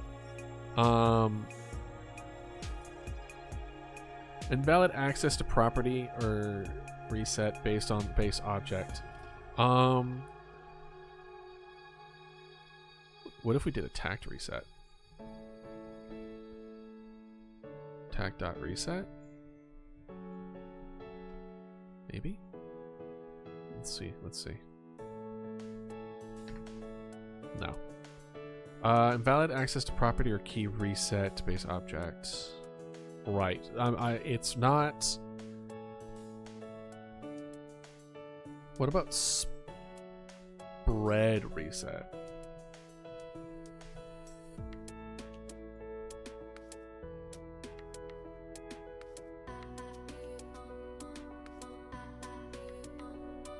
Let's see here.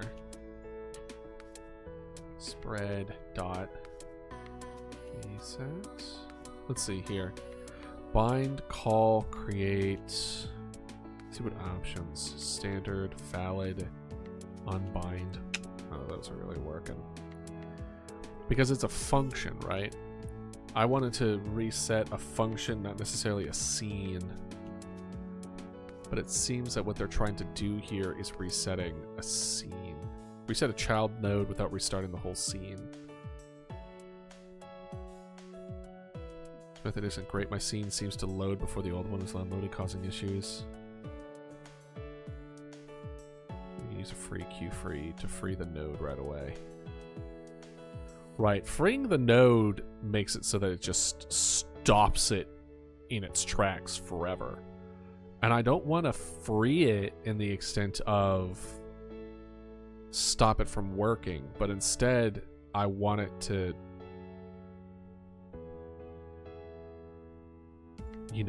not even but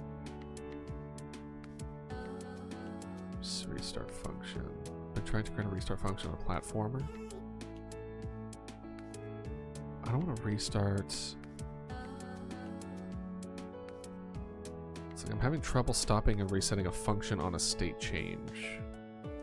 Trouble is when I leave the wall state by wall jumping. When I get to the next wall a fraction of a second later, it seems like it'll be calling a function without starting it over from the beginning. Every time you call this function, you create a coroutine that will continue 0.2 seconds later. You can't stop a function. Once you called it, it will run to completion. Instead of using await, I would connect function timeout. Then when you change states, you can stop the timer to prevent the signaling.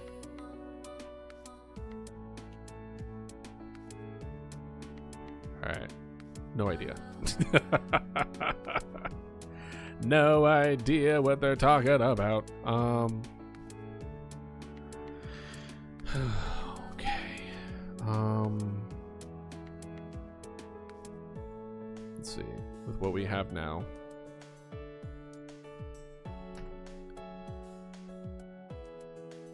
But why? Why is it that... Okay, so this one works. This is what we want. It is doing what we want here. It's moved from the previous to the next. And then now we want to do it again. But it doesn't. Not really. Because this shouldn't have been an option for this one. But it was. So the issue does seem to be the target variable here.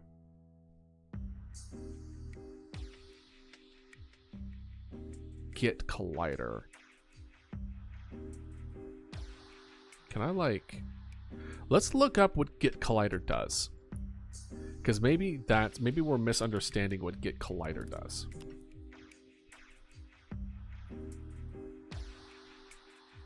Right. Get collider. Here we go. Returns the first object that the ray intersects, or null if no object is intersecting the ray. Is colliding returns false. So the point returns the RID that returns the shape. The mask value, collision, normal. Let's see what options that we can do with this, right? Because this is all under Raycast 2D that we're currently utilizing for this. Collide with areas, collide with bodies, collision masks, hit from inside, target position. I think we added an exception.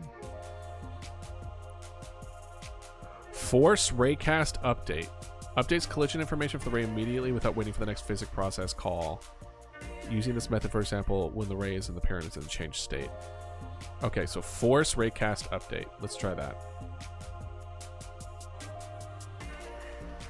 Force Shapecast update.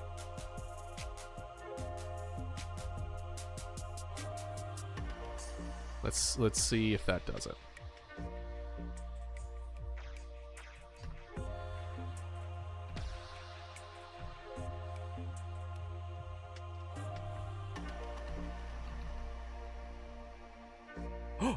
Whoa! Hold up! Hold up! We got the playground. Okay. Okay, we moved here. I don't know if that's touchable. And then two of them happened at the same time. Because the other one didn't turn off.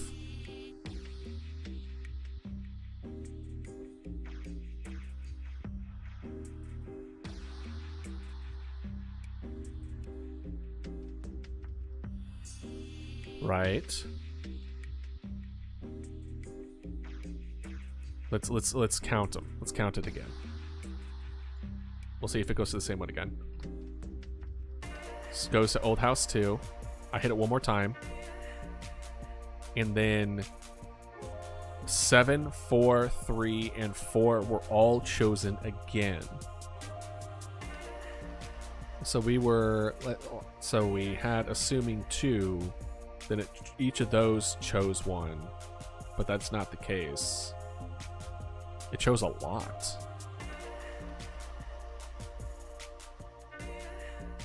Why did it choose all of them? But listen, Old House 7 was chosen. We have now spread. That's huge. We have officially spread. Now we need to figure out why it's not disabling its predecessor. I thought enabled false would be enough.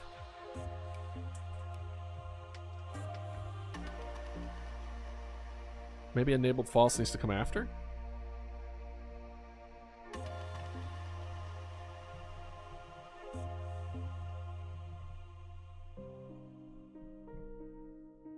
Okay. Let's see. Okay. Damn it. Still causing issues. So interestingly enough, it's choosing one, and then it's choosing 4.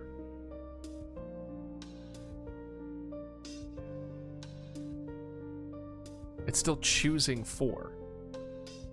Why is it going from going 1 to choosing 4 at random? 1, 4. 1, 2, 3, 4.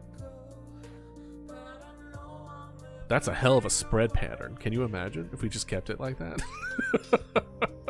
They're attacking 6 houses now. Good luck. Alright, so 4 shape cap update kinda worked. Updates the collision information of the ray immediately without waiting for the next physics process call. Use this method, for example, when the ray or its parent of has a changed state. To be true for this to work. Okay. Clear exceptions. Oh, okay, got you.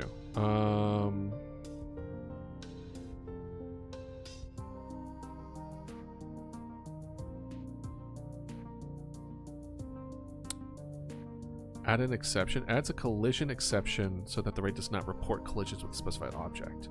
Should we do that instead? Should we add it, make it so that the add exception to, so when you choose, when it's chosen, we add the exception of that collision object, so then it just doesn't detect it anymore? Let's see. Let's see here. Let's see what happens. So instead of enable true,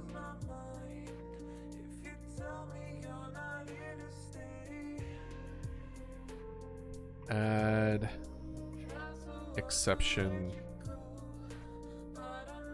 attacked.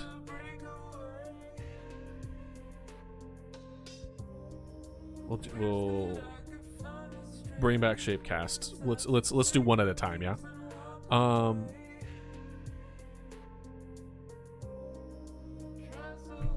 Sorry.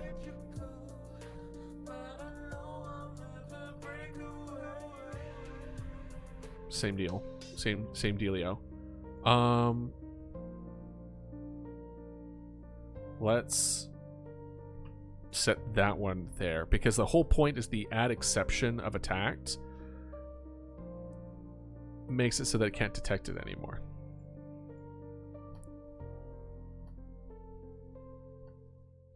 No, it's still detecting just fine. Okay, so that didn't quite work. What happens if we do both then?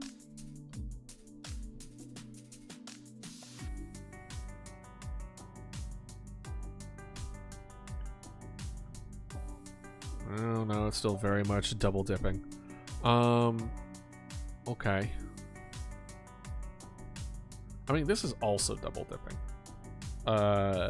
It's still not doing what it's supposed to. So add exception didn't do anything in this case. Collision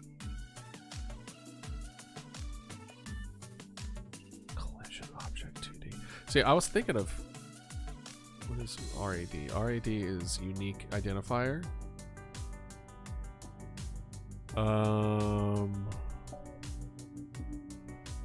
Maybe we needed to do add exception rid. Let's try that, and then we'll go to add break. Add exception rid of attacked. We'll go ahead and move back this one.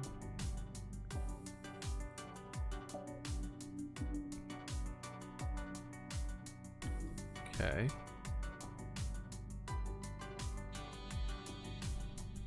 Okay. Okay.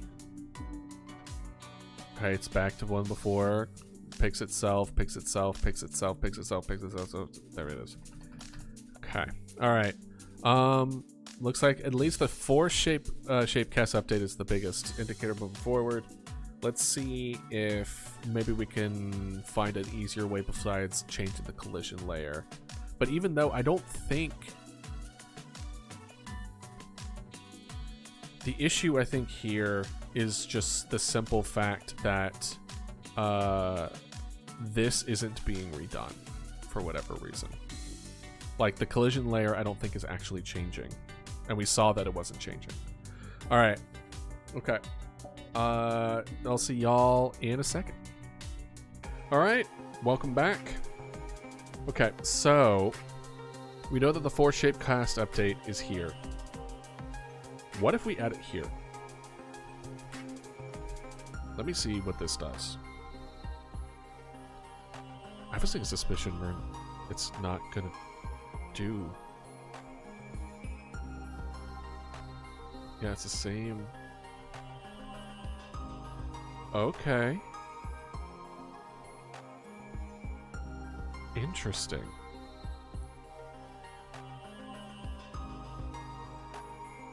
It doesn't double dip.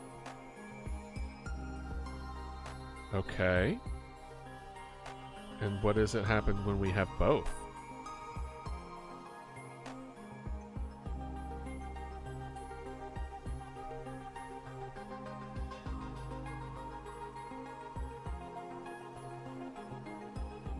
We still don't double dip, but we still hit everything at once.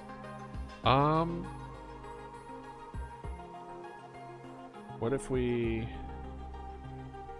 do that? We enabled false beforehand.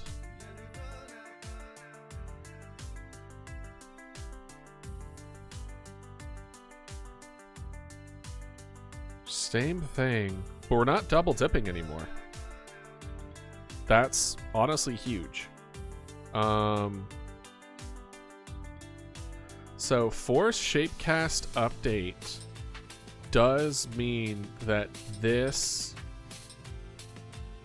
is updating now. This one is making things update, but not in the way that we want it to.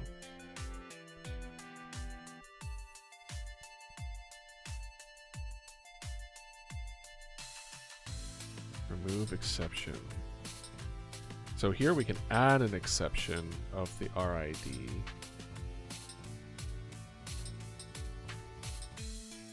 What if we did... Oh, this is what the other thing that I wanted to do.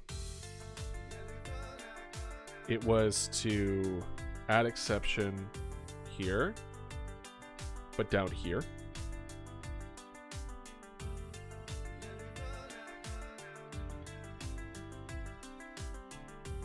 Okay.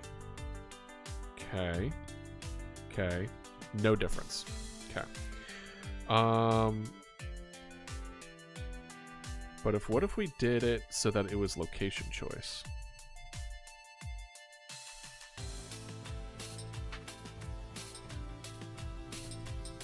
And try it again.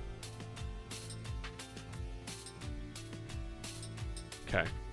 Cannot convert argument 1 from array to an RED. So, attacked is an RID.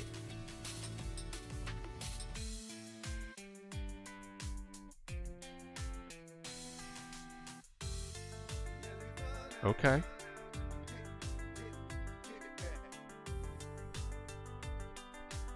Okay, so it's still it's doing it. It's the fact that the force shapecast update does seem to work perfectly fine. But here's the problem. Setting the collision value to false is still not working.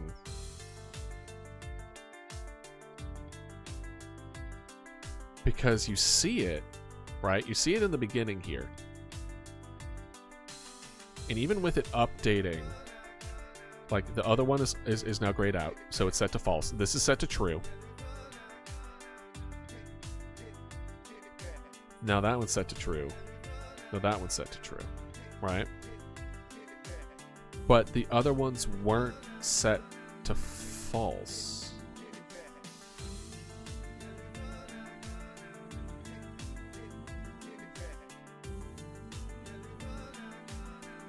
Why? What if we did this?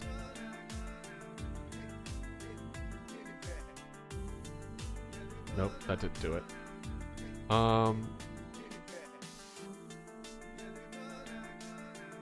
And then force shapecast update. I think once we figure out the falseness, we can do the force shapecast update afterwards too. Because I think the reason that it's quadruple dipping is because the collision layer value isn't being set to false for whatever reason.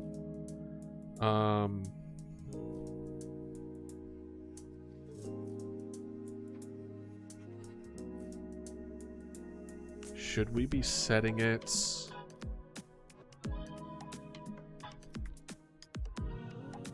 If the attack is not null, the first thing that happens is that we set it to false.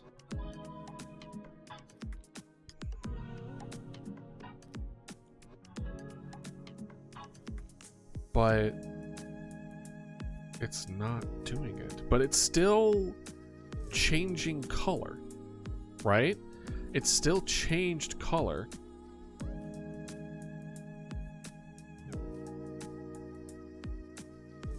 Let's see here. Can I debug physical collision shapes right now?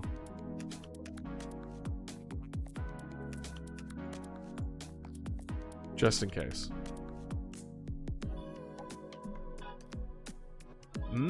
It's not changing color.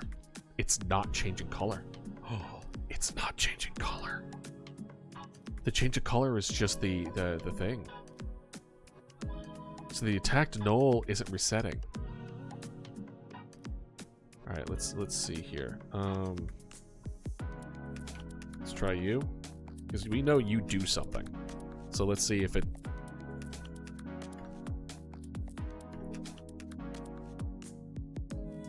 Yeah, this isn't happening. This isn't happening at all. So why? The not equal null part was more or less to keep it from bugging out on us for double dipping. But what if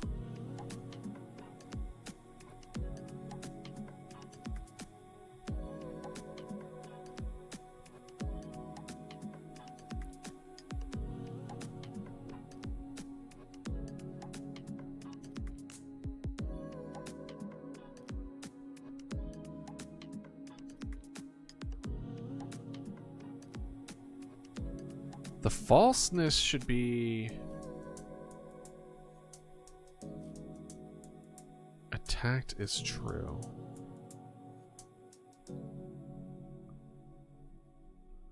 Did we ever check to see if this actually works?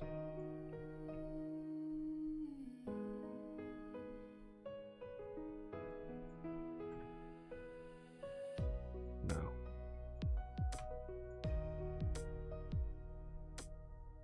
Let's see if this works.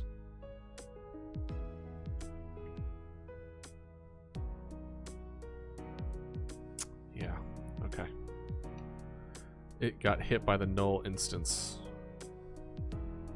That's what we were trying to avoid as much as possible, at least.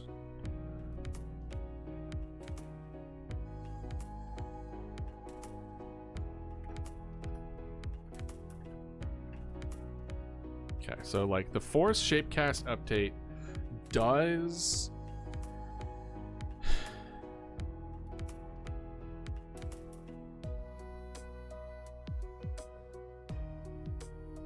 make it so that it's limited. But what if we make it that way?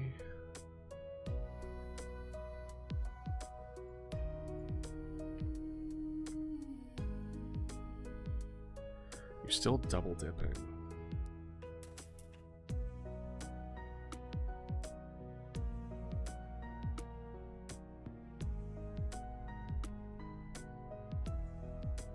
If a text is legend, although print attacked. Okay, so it is printing. It is printing.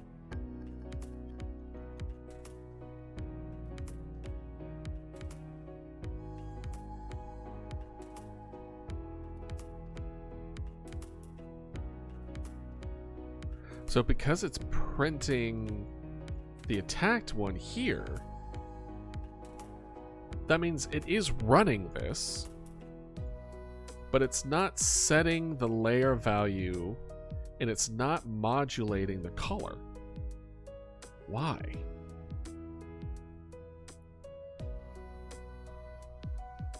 Why aren't you? All right, let's see here.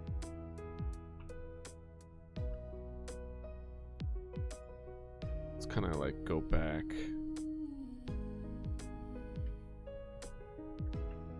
No, it's nothing showing up now. But why? It was showing up before. What did we do different? Because if this print, like, we have two print attacks here, right? This one is just showing. Let's see here. Now it's gonna show up twice, right? Yeah, it's gonna show up twice.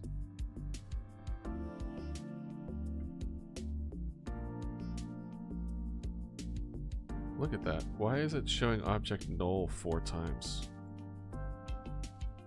The print attack is only up twice. So it shows it up twice, but then it shows it like 6 times? Why is that?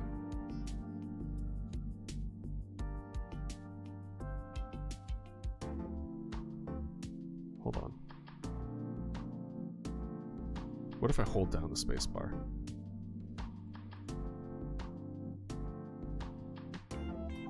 Okay, it wasn't the amount. I was thinking maybe it was like the amount of time I was holding space, because it's doing it every frame, right? So depending on my FPS, it's showing up 6 times because by the time I hit spacebar and release spacebar, 6 frames go by. Is what my thought process was.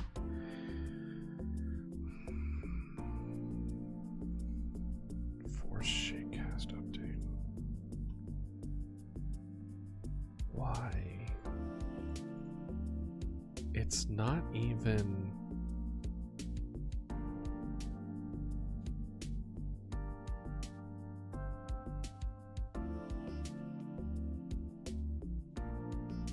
It's not even.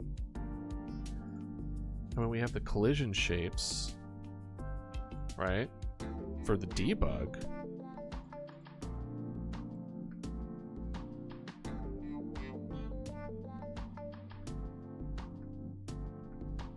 Oh, so now it doesn't show anything. Oh.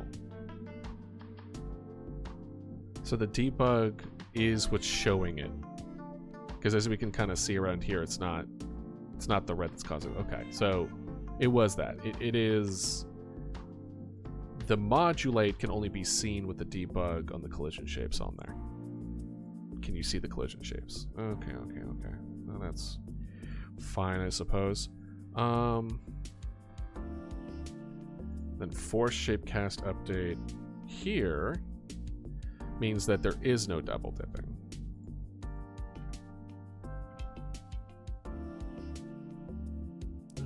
was a bit of a double dip there.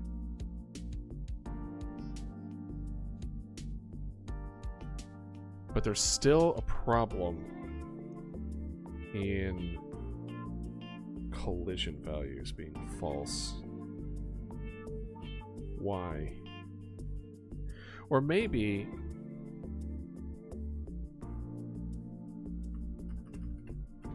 Right? I can't spread them anymore.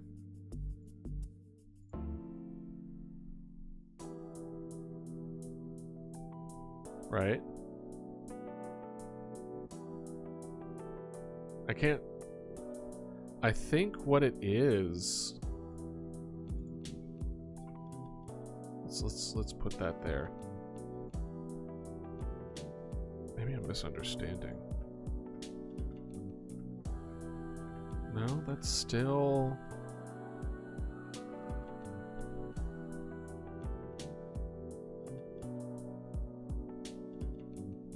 It's not finding the collider.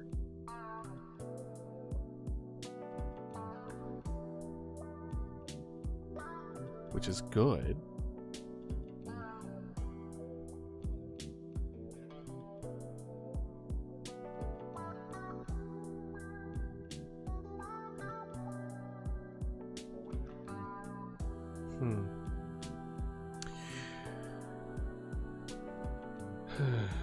Let's see.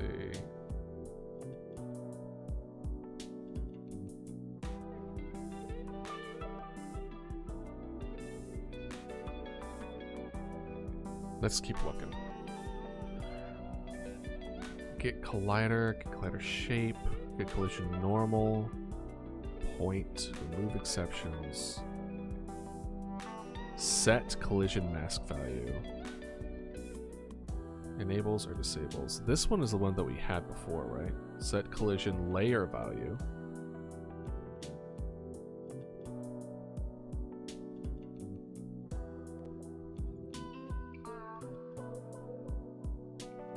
Did I just pick the wrong one?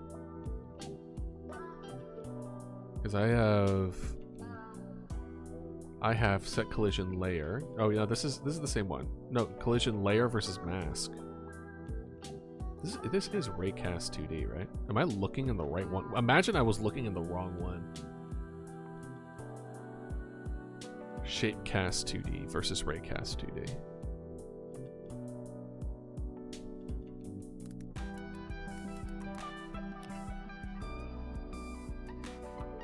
Shapecast 2D.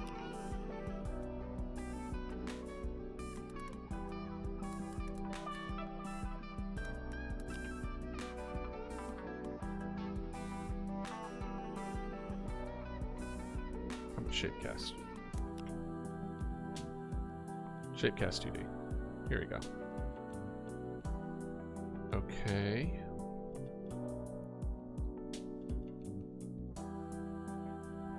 Yeah, mask value. Collision mask value. Or no, that's the layer value. Again. What's the difference between layer value and mask value in this case?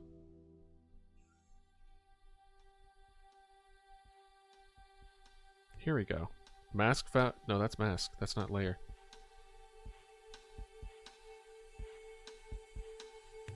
Have I been using the wrong one this whole time?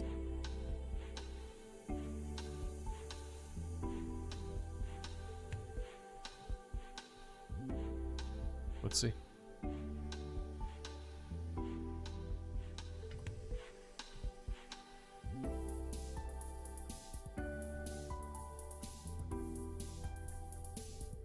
No, it goes on forever. So this layer one was the correct one.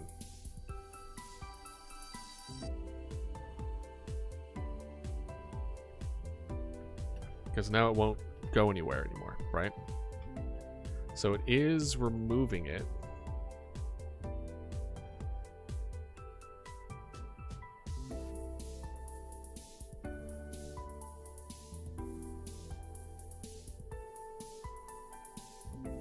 That's enabled off. Because what I want is to take... But the old one, I want it to be off.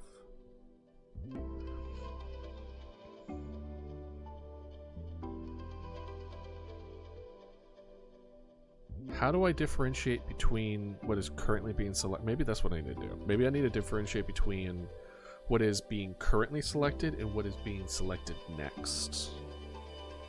And because I haven't defined the current selection, it's just constantly in a state of looking at the next selection. So, let's see here. We have location choice. Location choice, pick random. Forecast updates. If we have both, I believe if I remember correctly, if we have both happening at the same time, one allows the additional spread, but then the other one prevents double dipping. Yeah. Okay, so forcing the update on both seems to be the best path forward, as at least from our specific thing. Now that we're in the actual in here, is there any other force? Okay, so that's an update there. Remove exceptions, set mask value. Is that it? Collide with areas, collide with bodies, collision mask 1. Collision results. Shape. Target position. This is where we're adding exceptions of the rid. Clear exceptions.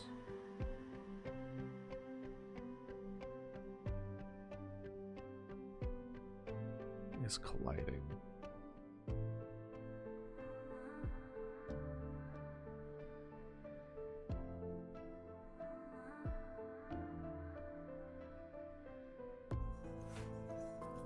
Do we need to get collision count? So we currently have get collider. That's what we have going on right now. So get collider. We have the object there. We could do get collider rid, RID, and then add the exception to the rid, RID. We could try that. And then those become exceptions for collisions of spread. Because maybe there's more ramifications for turning off the colliding the mask value in when it comes to sending the emergency personnel to a location. Because how else will the game know, right? And it's like, oh, the location of this, and it's like, well, if the mask has been turned off, then I mean, this is through the infection of a place that have been lost, and you can't send things, right? If you lost it, you shouldn't be able to send anything anyway.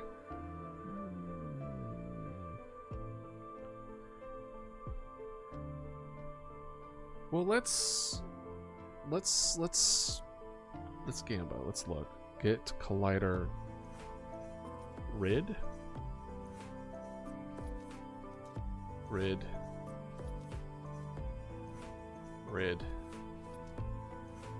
Pick random. And then add exception of rid.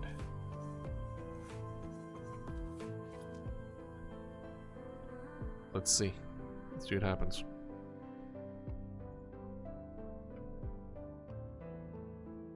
You can't modulate it. Okay, well. Alright. We can't change the color. That's fine, I suppose. Rid of that one. Rid of 4 of them. Of 8 of them. That completely takes it out. That takes it out. That takes it out. And we just keep on hitting it until we get that last one. Yeah. Yeah. Rid is not Red is not the way. We do not want the red. Collision. Normal. Returns normal of one of multiple collisions at index of intersecting object. Returns a collision point of one of multiple at index where the shape intersects with colliding objects. This point is global coordinate system. Any object that is intersecting with the shape's vector, considering vector length, remove exceptions. Based on value, enables or disables a specific layer in the collision mask given the layer number between 1 and 32. Why? What I want to know is why is this one mask instead of layer? Because set collision layer, is this set or is this get? Yeah, set. Based on value, you essentially have collision mask 1 become false. So it should work. So why in the world is layer... Well, maybe layer isn't working. But when we switched it to mask, because if we go to this, for example, collision mask 1, and we're going to set layer 1 to false. Right? And it's the same for this one. Collision mask 1. Collision mask 1 to false. And then, because all of this is interacting with collision layer 1, I believe, if I remember correctly. Is it? I think yes, because I believe what it is... Yeah, the mask is 1, but the layer... Okay, so physics layer is in collision mask. Objects can exist in 1 or more 32 layers. See also collision mask. An object can detect in contact with object B only if object B is any of the layers the object A scans. Okay, then for mask, the physics layers, the collision objects can scan 1 or more of different layers, also collision layer.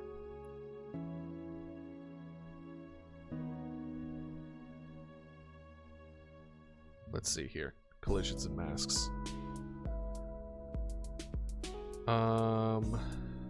Describes the layers the object appears in. By default, all bodies are on layer 1. Collision mask. Describes that the layers in the body will scan for collisions. Okay.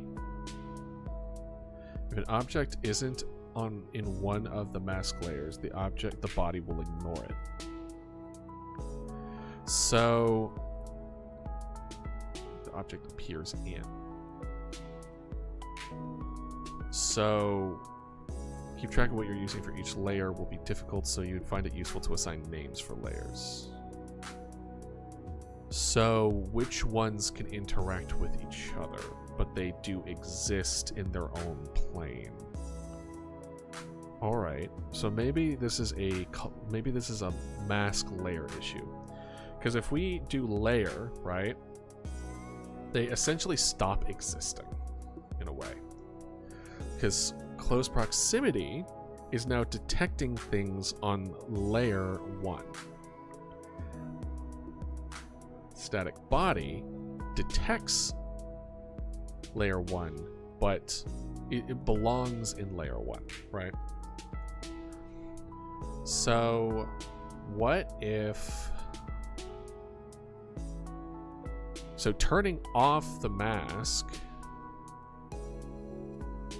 Okay, so I see why turning off the mask didn't do anything. Because all the mask does by turning it off is making it so it's incapable of finding things in layer mask 1. Right? Do we want to flip it? Do we want to set layer value...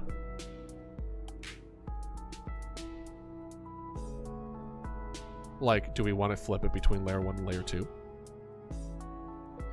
Layer 2 being taken over, layer 1 being not taken over?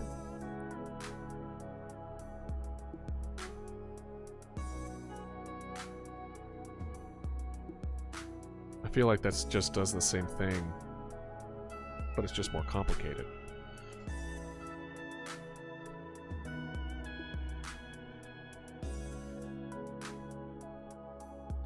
Because if we make it so that it... Because I'm thinking almost similar, like to the extent of these things belong in layer 1 and 2, and then once it's taken over, it's taken off layer 1. But it's still there in layer 2. Right? But the detection is only in layer 1. So...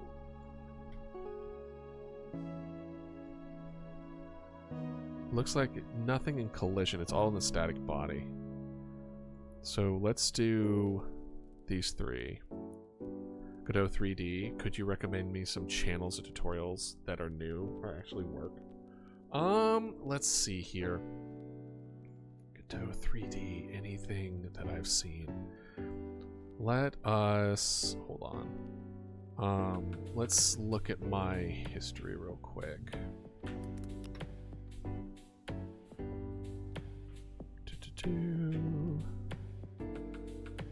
History.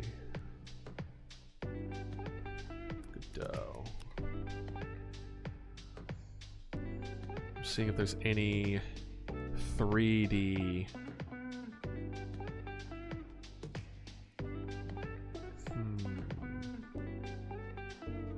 Here, I'll show you.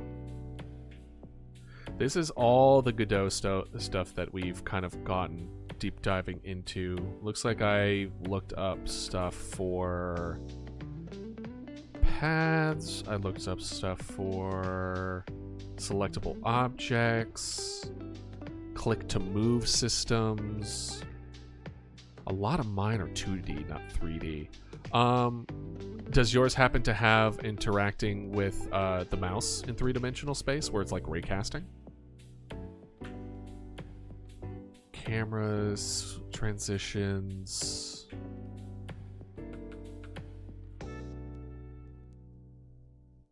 Let's see here. Is there a commonality between these? Maybe Gwiz. Let's see. Hello, everyone. I remember seeing a lot of him. Let's see here. What videos have you made?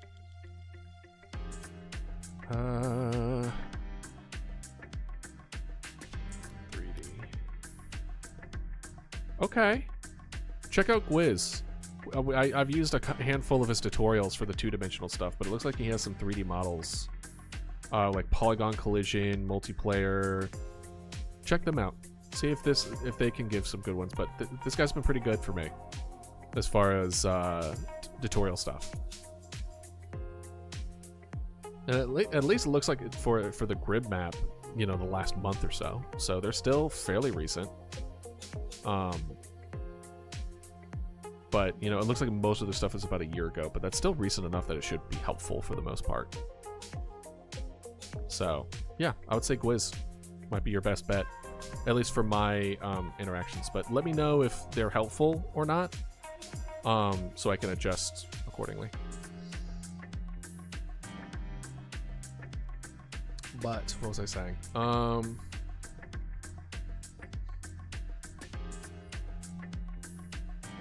We were talking about collision and layer. We're gonna make it so that all these were 1 and 2. Let's just do up to house 3 for right now.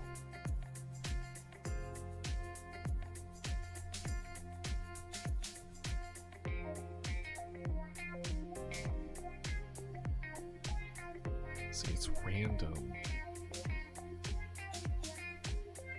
It's still...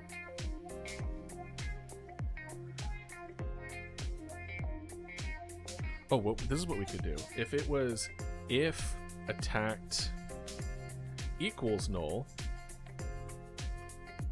then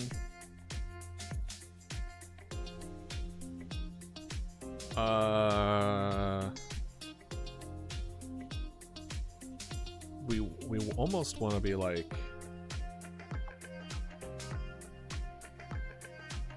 run the previous one, right?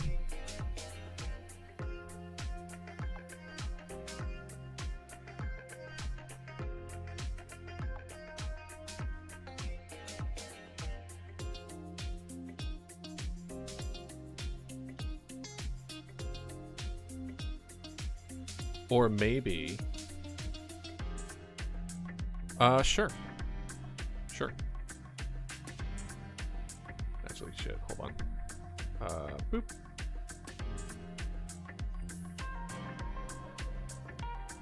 There you are.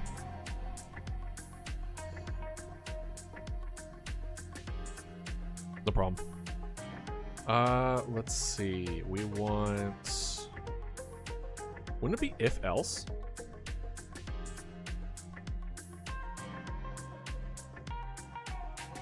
Right?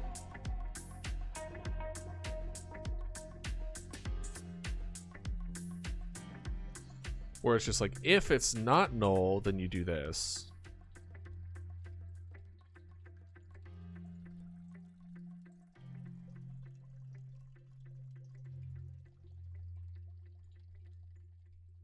Else.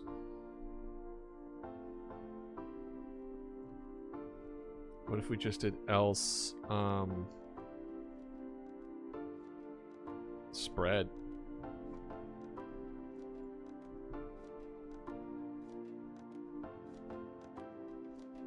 Want to give it a shot? This might link infinitely.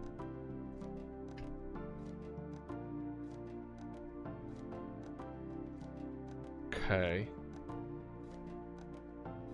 Well, the errors that came up were... Did it immediately pop off? It did. It just took off. If attacked equals null, then spread.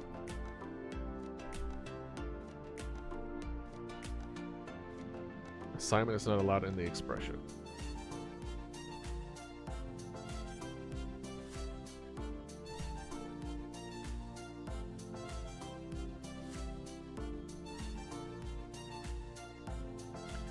What if we did where it's like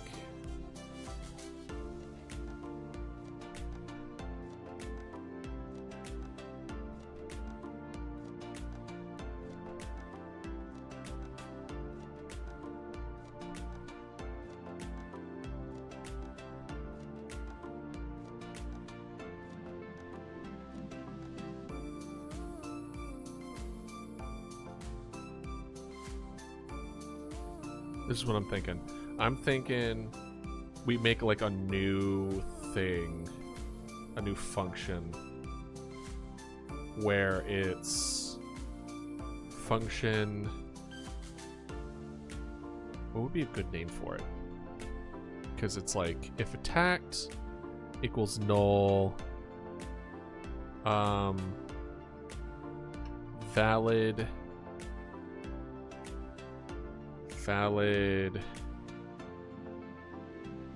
house,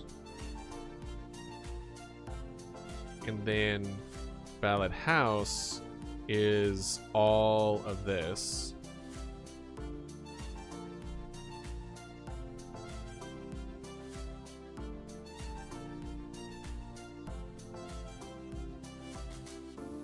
Okay, so we would need we would need all this too. So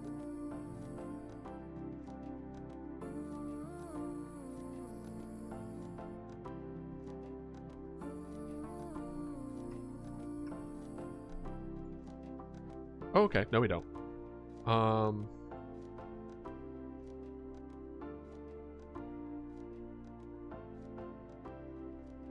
And then what I'm kind of thinking is that you have boom, boom, boom.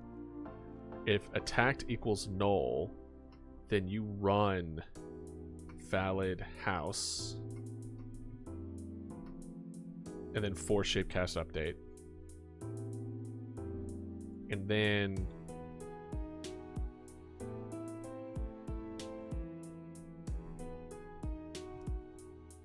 if attacked equals null, then you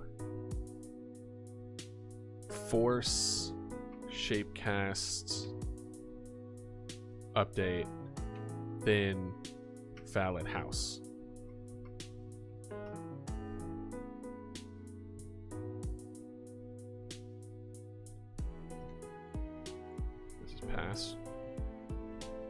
this will also be pass. If detect equals null, why isn't this one?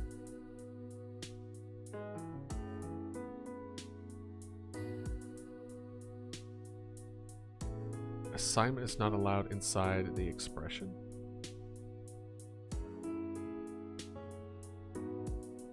What do you mean? This is in the same spot as this, so what's the problem?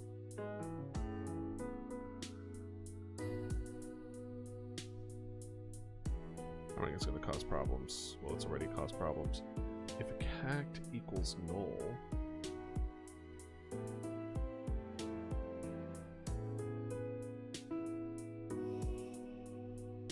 all right. Well, let's.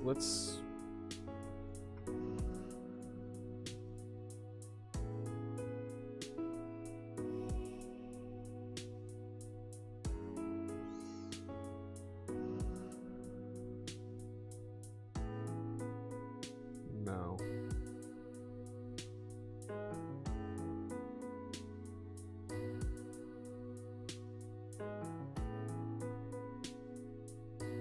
Okay. No. All right. It's worth a shot. Attacked. Boom. Boom. Boom. And then attacked. This one is still being problematic. Maybe this?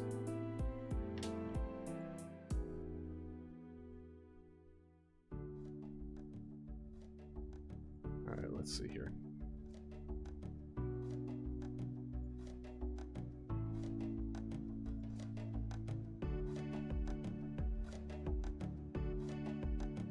Do we want to try this?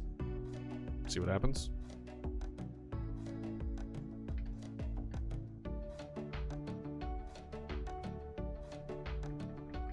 Yeah, no. What I was hoping for, we made it so that it wouldn't crash, right?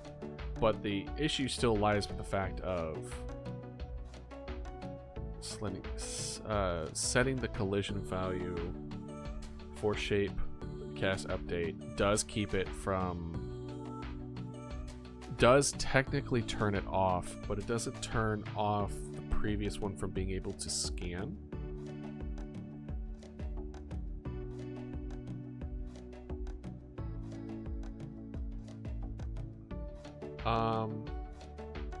Maybe instead of enabled false,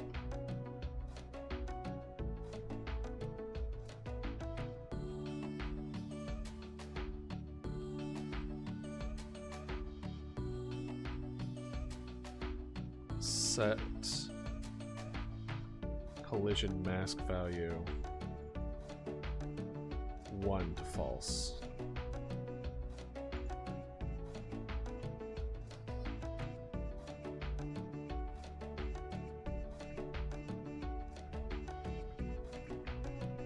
Okay. So turning the 1 to false does technically work for the new one. Old one.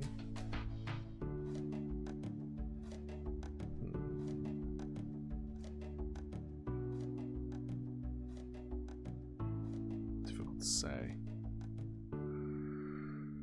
So to set the collision mask value 1 to false means that it's no longer able to do it. I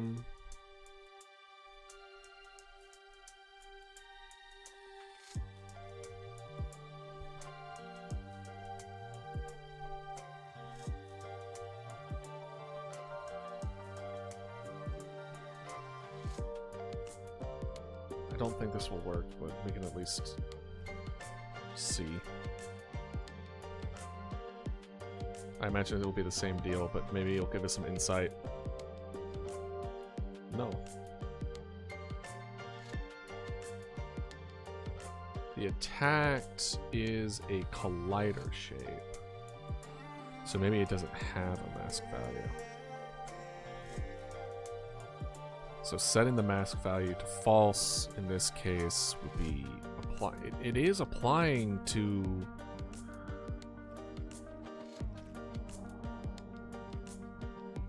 Because if we put enabled false up here.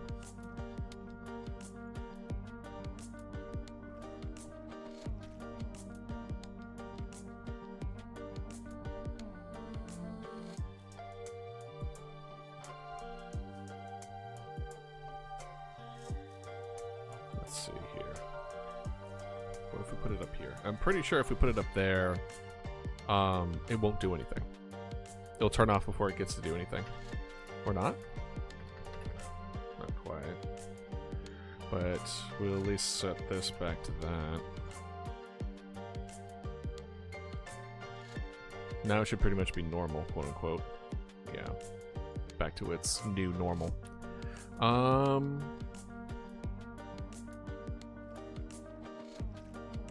Cast update prevents that. Let's look at this again. This is collisions and layers, blah blah blah, shape casts.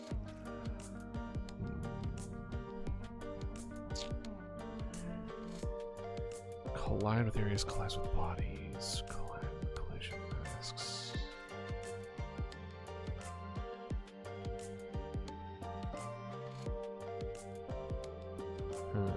Collision results.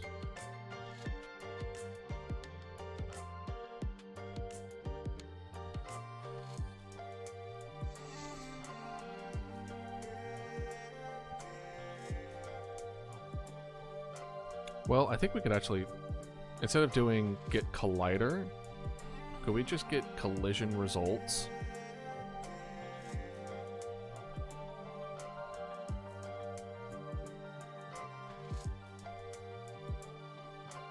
Instead of get collider. Let's see. I feel like we're kind of messing it up a little bit, but maybe we need to take it from a different approach.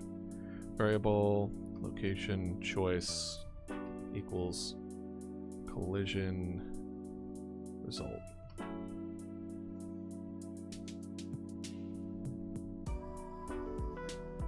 Pick random. Why? Hold on. It's an array, isn't it? Collision result returns a complete collision information from the collision sweep. The data is the same as in the physics 2D get rest info method. Cool. What is that? Get rest info method. Collider ID. This method does not take into account the motion property. Okay. Check the intersection of a shape given through object against space. If it collides with more than one shape, the nearest one is selected.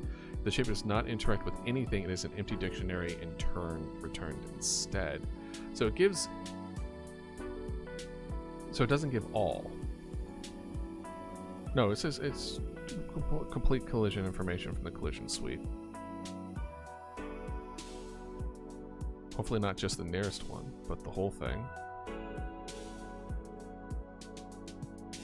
Collide with areas, collect that. Yeah, it's an array. If it was more than one, it wouldn't be an array, right? Or if it was only one. Collision results, collider ID? Pick random?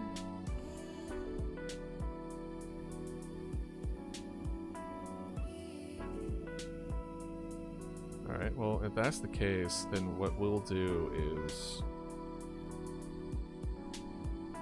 we'll have attacked variable attacked equals collision results dot pick random,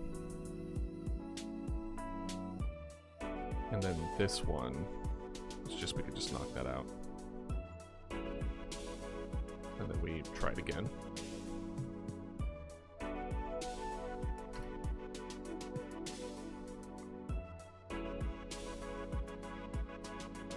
We don't have the ability. Did we get any? Okay. Let's just see what it prints. I want to see what it's even spitting out at us.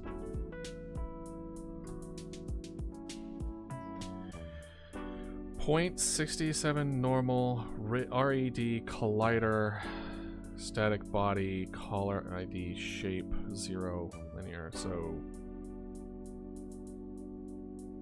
get collider.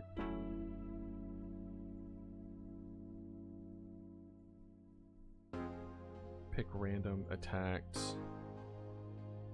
Not quite then. Because then we should probably do variable location choice equals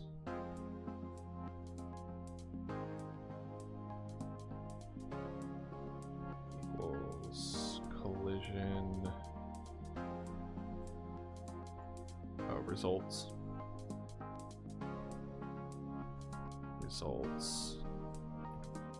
dot get collider. Is that something?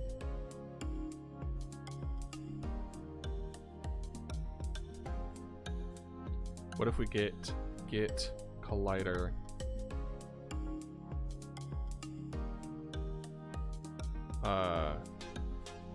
collision results dot pick random.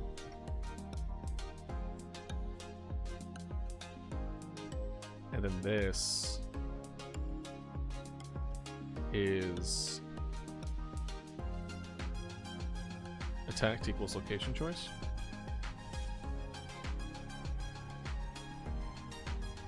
It's a bit wonky, but I don't want to change all this.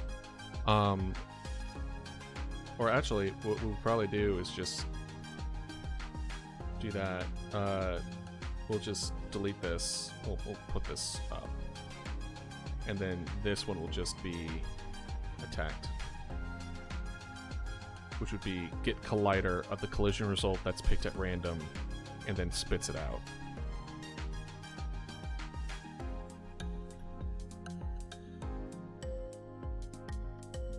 Invalid type of function, get collider in basis shape, Q2 just convert argument 1 from dictionary into integer.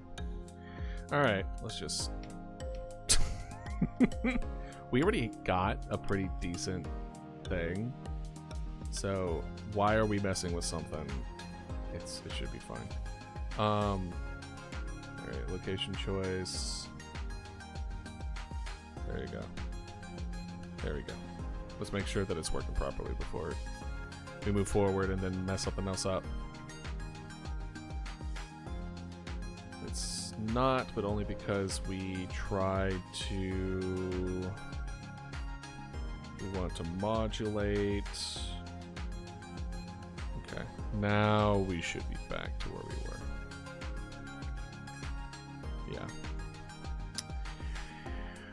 Yeah. If it ain't broke, don't fix it. Amen. Amen, brother. I'm just trying to see things from different perspectives. See if I can get good leeway as far as a solution to the problem. Because as of right now, whenever we move to a new thing, it is eliminating it to a degree, right? But we still have two problems. One, it's not turning off where it's been completely. Not really. Let's see something. If we turn this enabled equals false, does anything change? Because that's where I'm thinking something's going wrong here.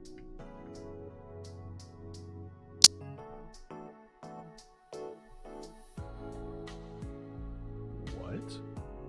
That kind of fixed it. Wait, hold on. I wasn't expecting that. 1 second. Okay. So one transfer.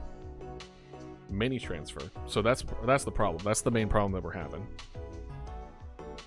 And then nothing. And then only one. And then only one.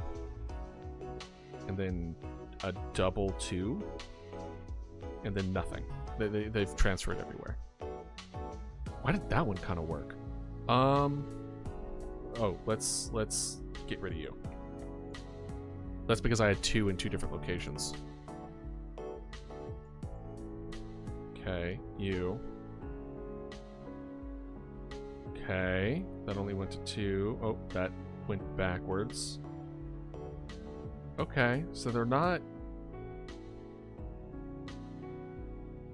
So it almost like went whoop, whoop, it went back and forth. Let's try it again.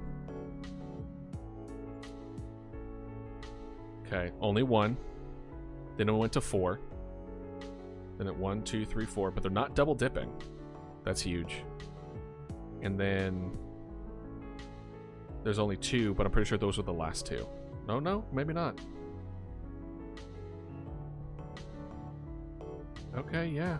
It's working better when we don't enable true, or when we try to turn it back off. So setting the collision layer value seems to be the problem. Hold on, let's turn off enable true. We're no longer even considering true and false right now for enabling. Let's see what that does with everything that we have going so far. Okay, so that's 1. That is 1, 2, 3, 4, 5. We have 1 more than we had before. And then 1. And then a double dip, and then 1. Got you. Okay, well, the good news is that things are spreading. Let's see here. Let's see if it's consistent. It's 1, then 5, then like 2 or whatever. Because I'm thinking about increasing the array and see if that messes with it at all.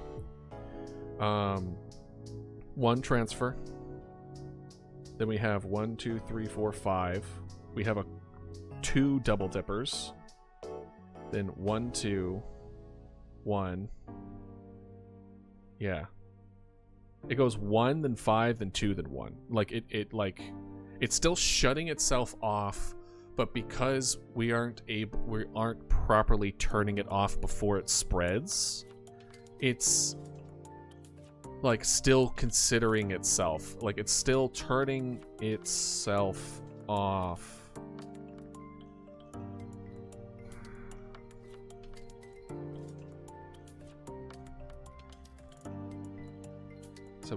So could we do... I feel like we're gonna go back to mask value false. This is probably just gonna stop it in its tracks, but let's give it a shot. No? 1, 2, 3, 4, 5.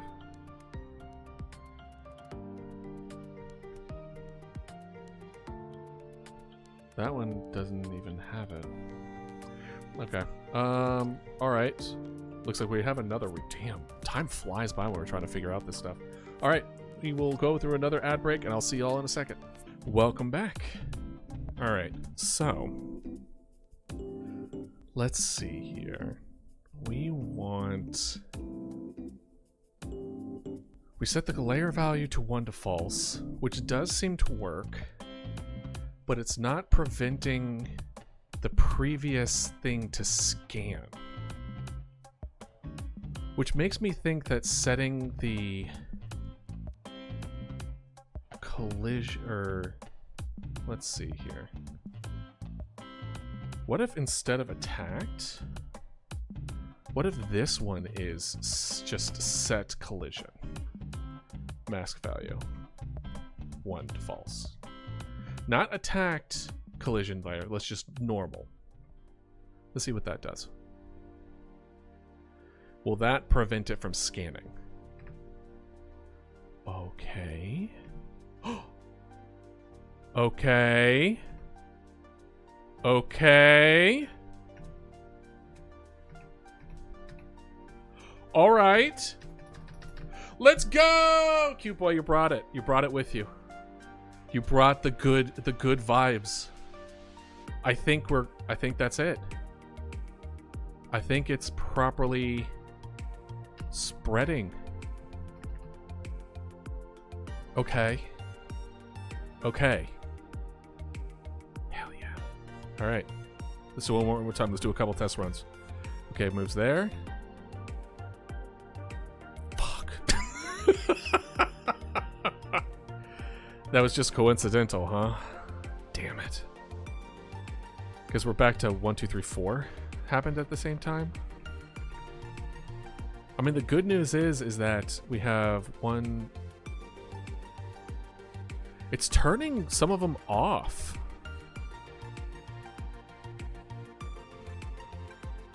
I don't see 3. I don't see 5. So now we're having an opposite issue, where now it's turning off too many. We have 1. There's 3. So we have the church, 2 and 3. So we have 4, 5, and 7. Why do we have 7, by the way? Why is 7? Why is it?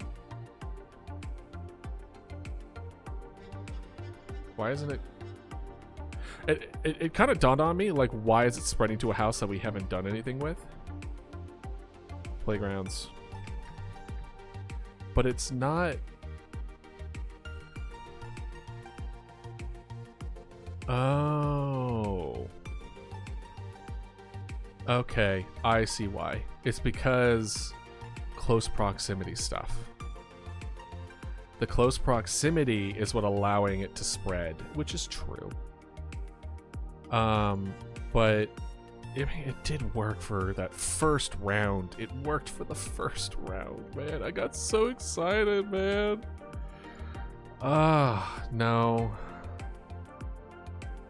Yeah, no. Damn it.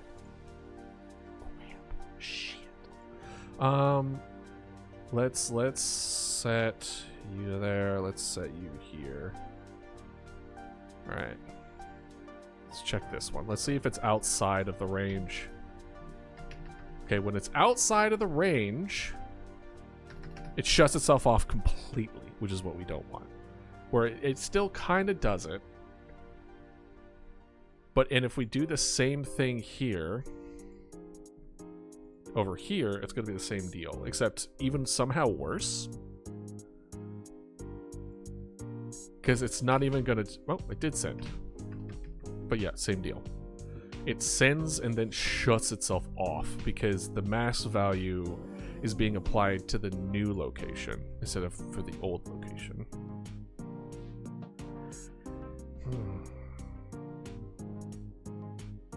Which is why we put it underneath the attacked, if not null,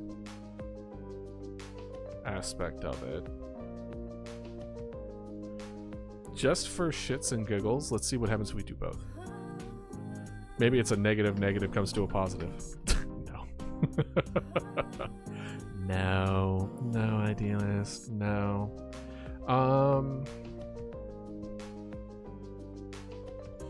What if we instead did it when it was after the Shapecast update?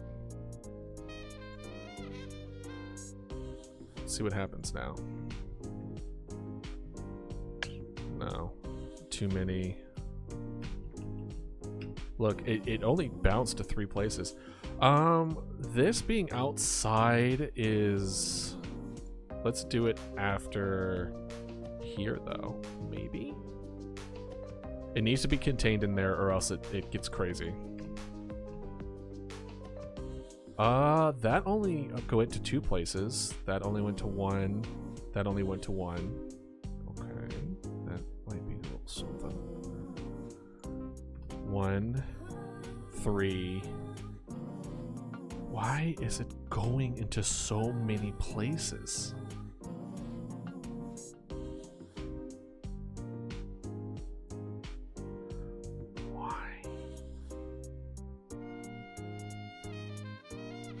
It went to static. It went to the church body twice.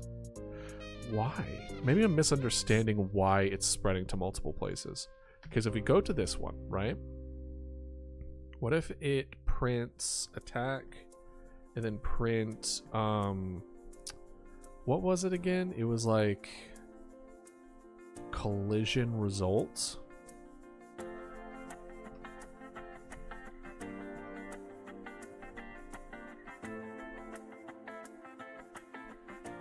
Let's get more information. What it's reading. That's a lot. That it spat out a lot. Collision results. Dots.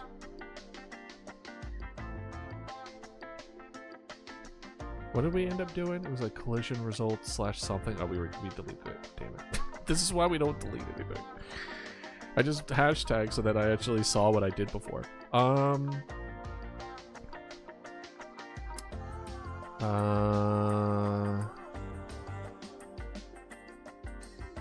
Get collider. No, that's essentially the same thing. Get collision count. Let's do that. Get collision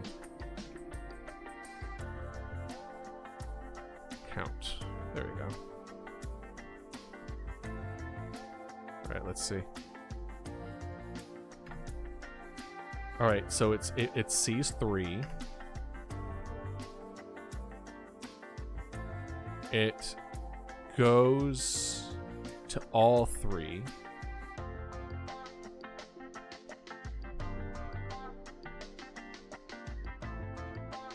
Static body, it only saw 1. Okay. Okay. Let's do it again. We want to see if the instances it gives is equal to the amount it reads. Because then what it means is that it's not choosing one of them. It's choosing all of them. And we don't want it to choose all. We want to pick one of that. So it shows 3. So the next one should be heavy. 1, 2, 3, 4. Okay, well there goes that idea out the window. Why? Why is having the force shapecast update in here making it so that...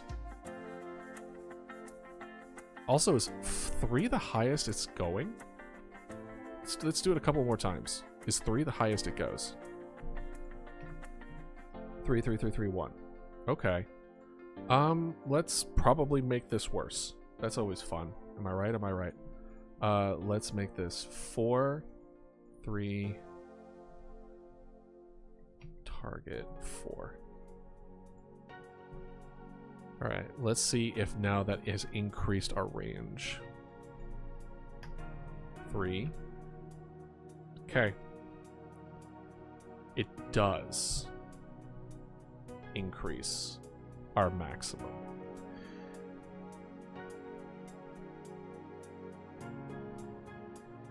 Do it just a few more times just to see if it's not just coincidence. Yeah. Okay. So we want... So it really is only selecting 3 random places from within that range. The range that we give it. With the targets. So... how many targets do we want? I think we would want as many as it's capable of within like the limitation shouldn't be the number, it should be the distance. So it's like, for instance, for this guy should be able to kind of like we can increase or decrease accordingly. So targets, let's just put it up to 5 for now. Go. Target 5. Oh, whoops. There we go. Now we have 5 potential choices. 3, 3, 3, 3, 3. Okay. At least we know that it's not limiting for... We're not getting that last one. There it is.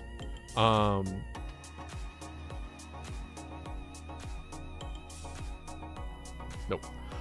As far as like 5 total, right? That was one of the things I was worried about, is that it would only select within the original 5, and it would only target up to 5 total instead of 5 at once. So right now we have 5 of those. We have location, choice, pick random of the attacked. If attacked is not equal 0, then it does through this. What I want is that if attacked equals null, that it then loops back around, right? Right? So then that way we don't hit situations of hitting 0, then nothing happens, or it tries to spread and it doesn't spread. We want the case of null to repeat of the thing that we're doing when it's not null. Does that make any sense? So which is why I was like, hey, if attacked equals null, then spread. Right? But no. Assignment is not allowed in the expression. So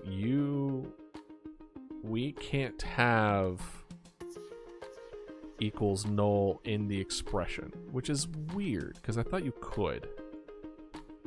Let's see here. Let's see if we can. This is Godot repeat function when null.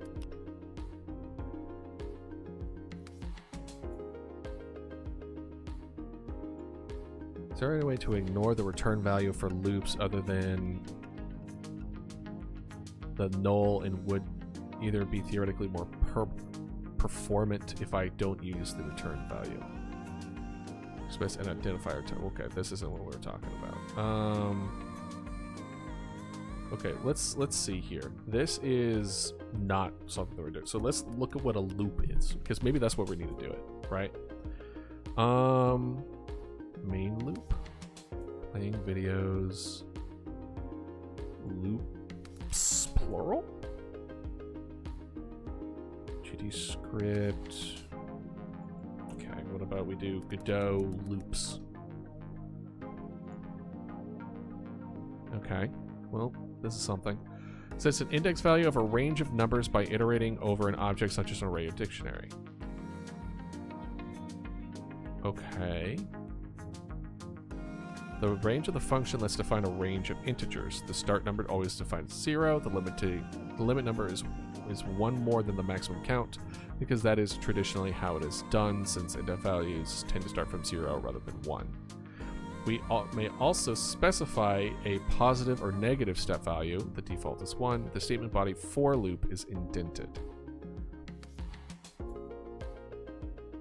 So you can terminate the loop at any time with a break statement. This might be used to break out of a loop that is used to search for an item within a collection or text document. To skip the end of the input block, you'll use a continue statement. So is this something that we may need to do for an array? Here we go. Iterate over an array of numbers. Okay. So we have for x in... So it looks like we use 4 in. Okay.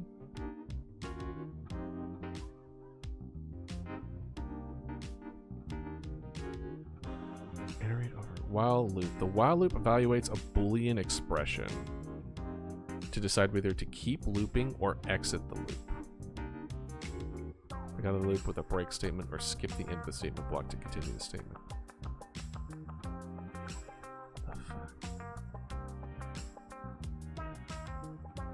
Okay. Well, fuel is greater than 0, speed plus 0.2, fuel, top speed equals comma speed. I don't think that's what we were supposed to be looking at. Okay.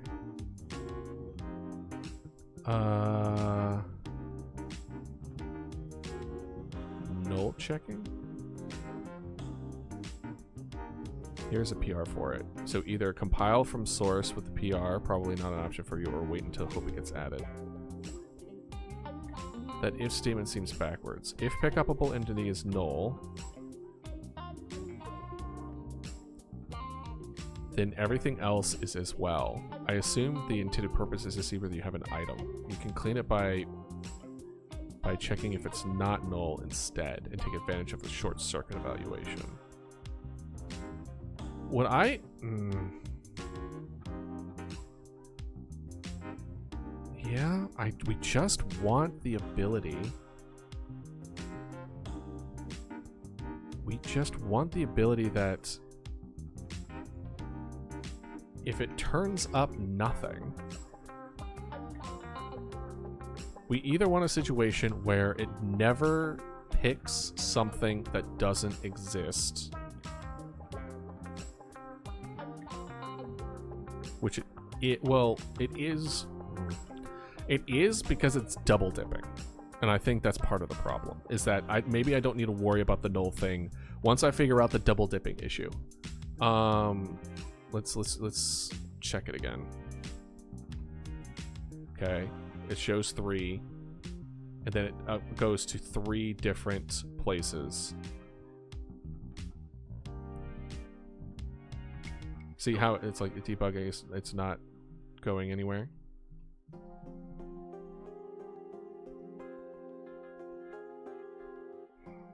But then it finally moved up. So it's still choosing. And I think it's choosing at random based on the arrays that are available. So we want... Okay, the collision count I don't think is needed. Do this. That way we don't have to delete it forever. At least until we're done with it. So the picking at random, I think, is working. I think what's happening is it's detecting all the other collisions at the same time. Why is that? Is it really rectangled? The circle to me should not be a rectangle. Are all y'all? Okay, no. That's classification circle, circle, circle, circle, circle. Oh, this one doesn't have the close proximity. I was like, the hell? What are you talking about, boy? No, that's just, we're at a different house. Okay. So I think it's reading all of it, excluding the parent node from the collision detection. I think that is more than fine. We like that. We collide with bodies, not areas. Physics body versus area 2Ds. Yeah, we have physics. We have static bodies, which I think is physics bodies. Okay. So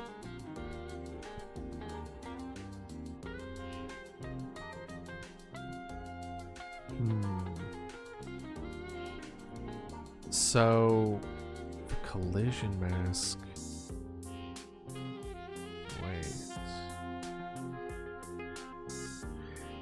The collision mask value. We're setting the collision mask value. We have, why do we have 2? Hold on.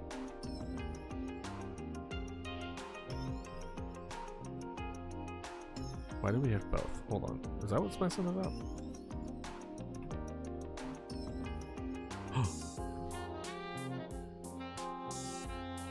Okay, it did double zip the church a little bit, but that's still technically 1. Okay. More are definitely being turned off than it should.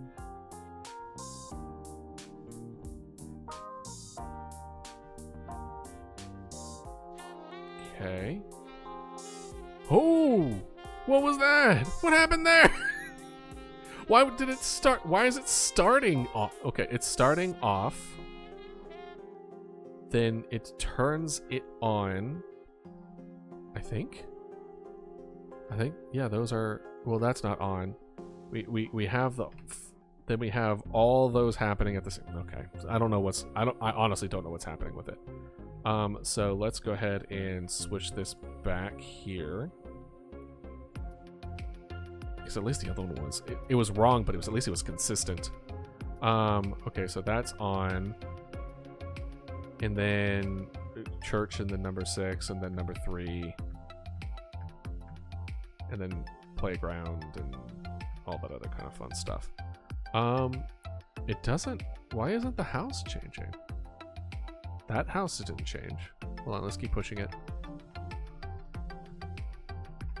Interesting.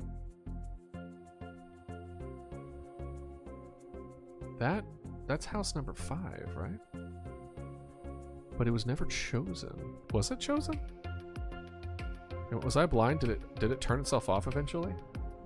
Okay, so there's that, and then chose both of those for whatever reason. Then chose 3.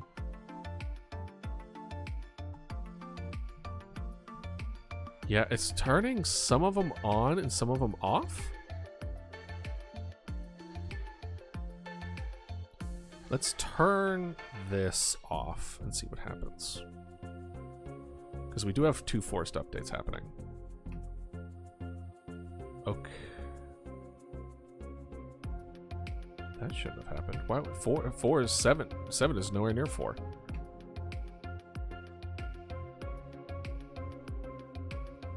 I think 6 was down here.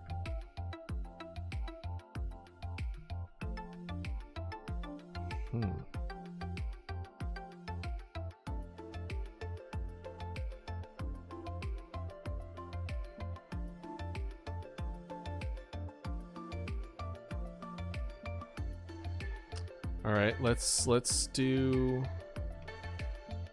you, because I think this is the one that keeps it like on there.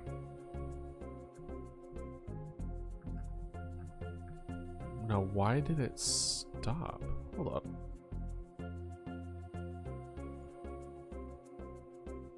Oh.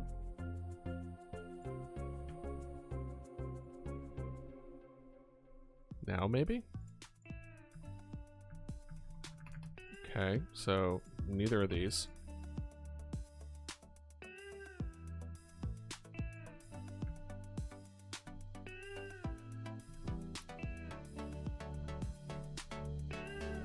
Yeah, see how it only chooses 1, but it doesn't double dip anymore? Yeah, but it doesn't spread. So that's why I wanted both. Just try this one again,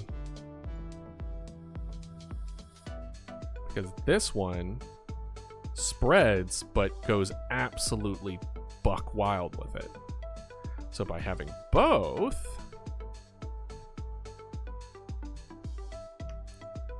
I thought it would be able to apply both, and it kinda is, but not really.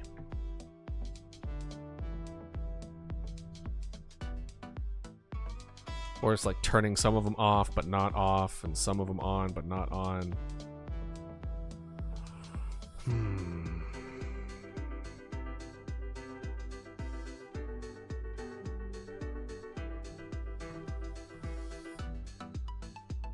Now, which one? Why are y'all being so damn picky?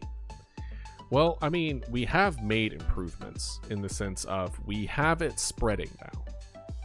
We have it spreading, but now it's spreading too much.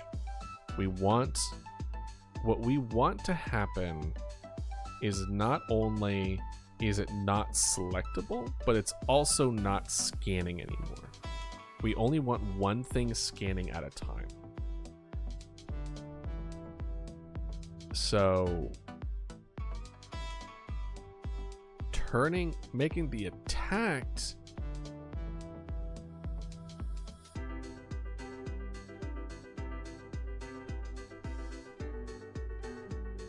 because making it so that as soon as it's selected, the collision layer is turned off is fine, but we can't turn the scanning off while it's on it. So it has to be something that is almost like back here. Like before this even happens. No, if we did this before and then it just stops. We can still give it a shot though. Yeah, this one just clicks it and then it turns itself off. I made it so that you just turn it off as soon as you click the button.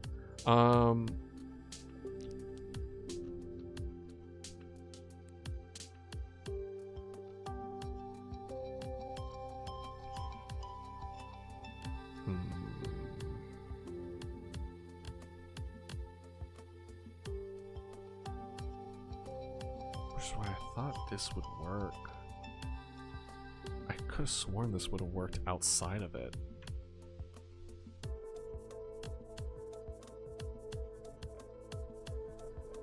Well, if you do it outside of it, it's the same deal. So how do you make it so that the old one scans?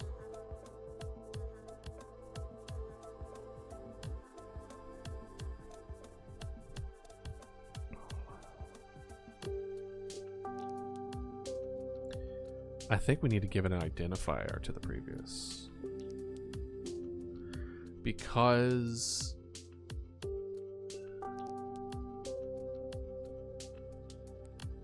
almost like new versus old, right? Because if we make it so that we gather all of our choices, right? We gather all of our choices. We have all our choices here. And then it picks one at random. Out of 5, granted there's only 3 available, so he'll pick one of the 3. Go to 1. The previous one, it is already turned off the get-go, I'm pretty sure. I'm pretty sure I turned it off. Static body of this is already 1. I'm pretty sure. Yeah. I think the reason this is, if I remember correctly, set mask, modulate off the rip. And the set mask is turn it off. Actually, I don't think I need any of this. Modulate is fine. But this, I don't think I need. I think I could just turn it off. I think I could just make this not have a layer. Just off the rip.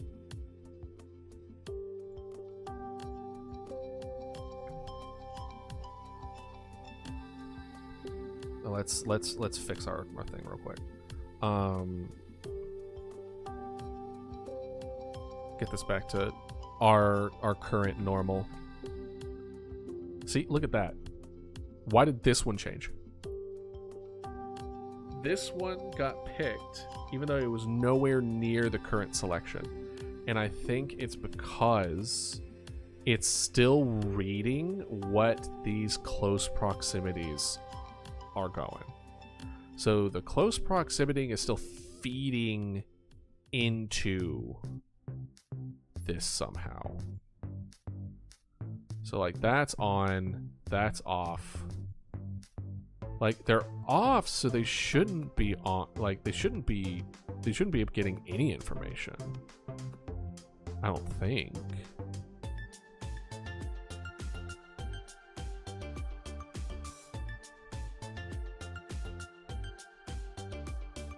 But the close proximity are the collision masks. The attacked collision layer value equals false. Is the static body that we're using, and we're making that become false as far as the layer. And then the close proximity though,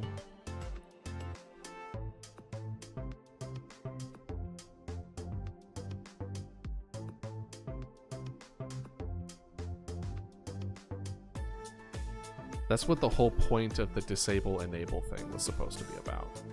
Was like, I wanted to make it so that you could turn off. Well, let's look up Shapecast 2D. Shapecast 2D, here we go. This one is collide with bodies. We want enabled and disabled, essentially. Enable true, exclude parent.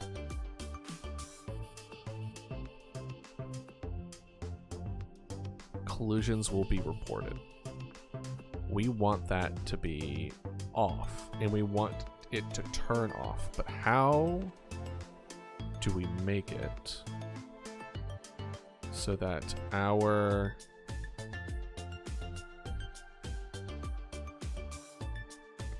we're getting our thing? How do we turn off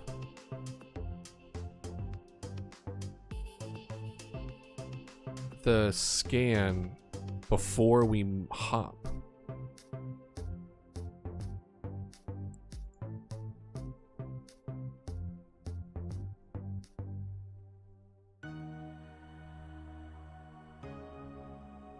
Because that's this whole thing was like enabled and disabled. I don't think the disabled needs to go down, but currently the collision layer stuff is what's happening. I don't think the enabled does anything, because I think the enabled is different. Well, the thing is, there's only one thing that's enabled, and that's the Shapecast 2D, and it allows it through. Let's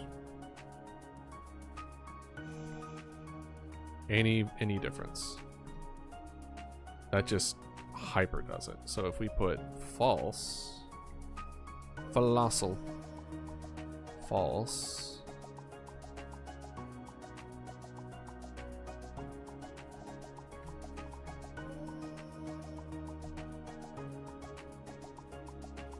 Okay.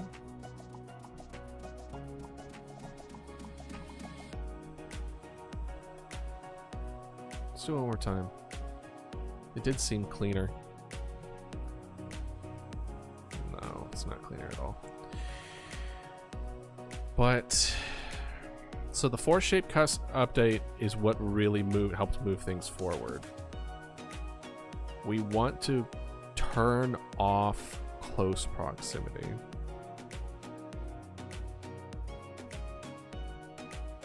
But we want to turn it off after we gather the information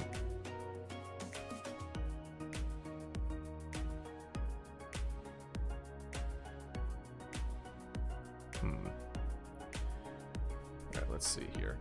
Close proximity. Probably not, right? Dot enabled. Yeah. Oh, what? Can't you get like variable? What was some of the other things that we could like grab or something? On ready variable equals. Let's grab that. We'll just do this. On ready.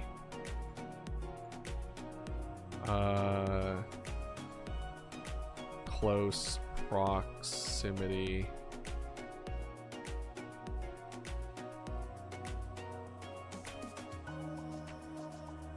Colon, and then the name equals the location. And then will be close proximity equals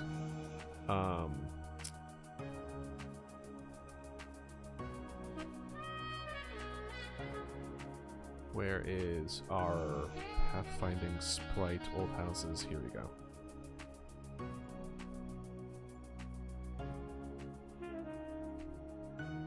Right 2D.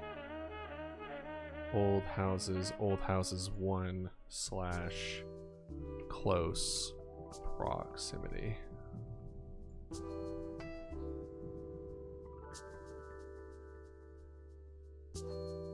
Did I get that wrong?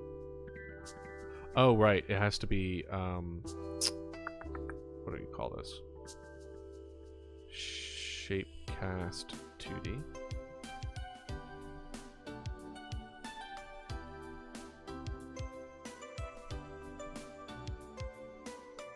Okay.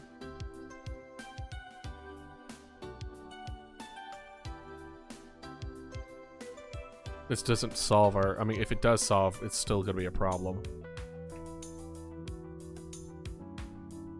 Invalid type property or key enabled with the value type bool instead of null instance. Maybe close proximity equals false.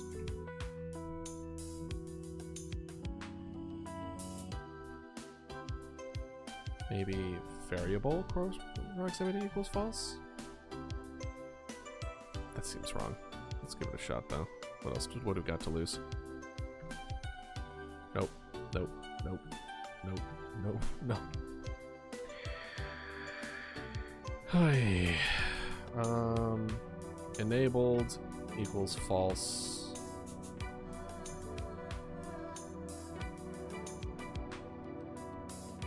Put that back into...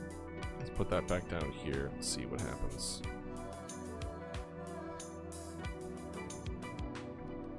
Okay, so it turned off the old one.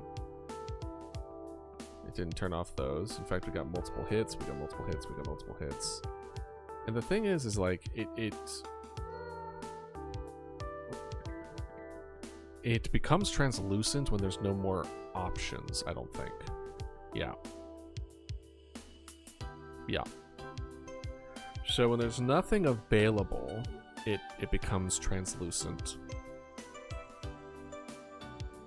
It's red if it's active and gray when it's turned off.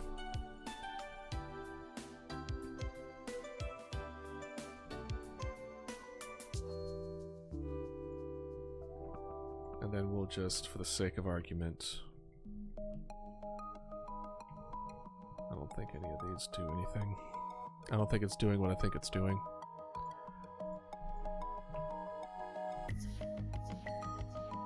Nope, it is not. Okay, so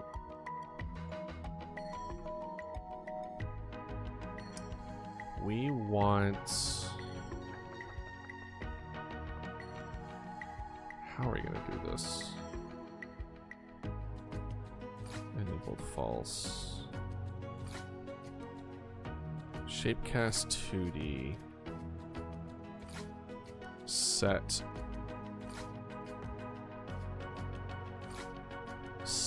enable. Okay, let's give it a shot. Alright, well let's set enabled. Am I saying this wrong? Parentheses.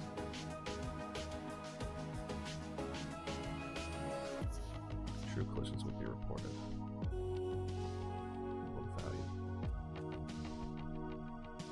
Value. False. Maybe.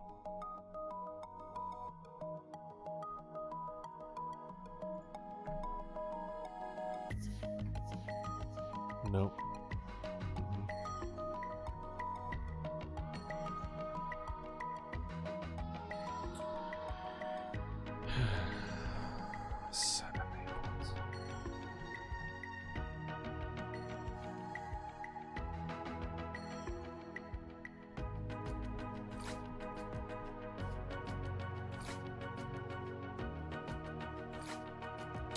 Maybe I'm not thinking things clearly.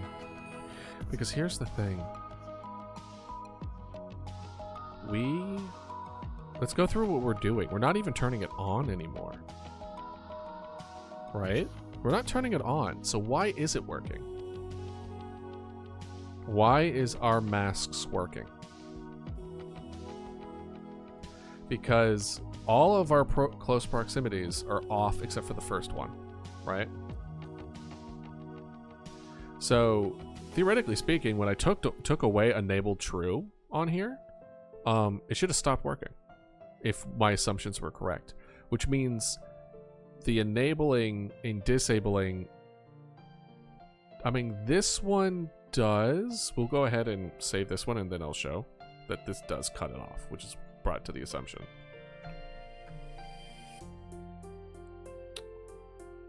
No, it didn't. It didn't stop it. Okay. Let's try this again. Because I saw the red and I assumed. No. It's still going. So the shape cast isn't not like us hitting this is still allowing us to utilize the proximity. But how and why? Why are we able to do that? That makes no sense. It's off. If it's not enabled, why is it becoming abled? If true collisions will be reported, it's not true. It's false. So it shouldn't be giving us anything. There should be no actions being taken place. It shouldn't be able to get any colliders or anything. So why? Is it due to the forced shapecast update?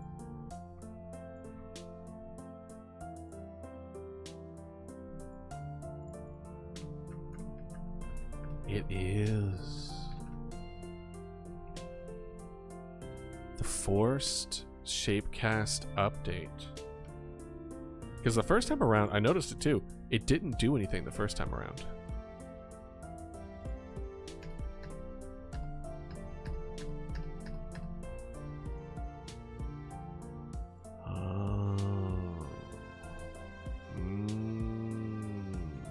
Okay. Okay. So, in this case, the force shapecast update, though making it so that let's look. Forced shapecast update for this one. What that one does, updates the collision information of the shape immediately without waiting for the physics process. Enabled equals true is not required for this to work. Fuck.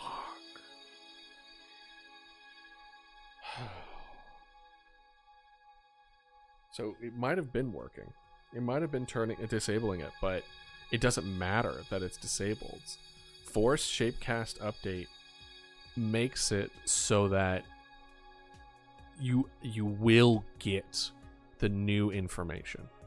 So we need a way to re-get the information without turning it on. The fraction from the origin of its target position. Get close to collision on safe fraction. What's the difference between these two? An ideal condition, this would be the same as get close to safe fraction. However, shape casting is calculated in discrete steps, so the precise point of collision can occur between two calculated. Get collider. Shape count. Mask value. Collision normal.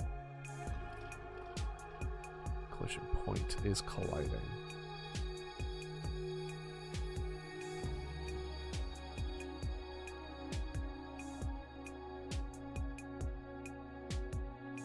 Removes exception so the shape does not report collision with a specified node.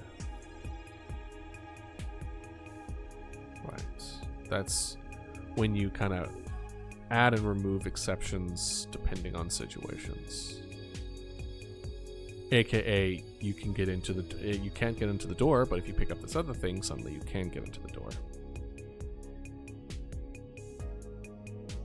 Interesting.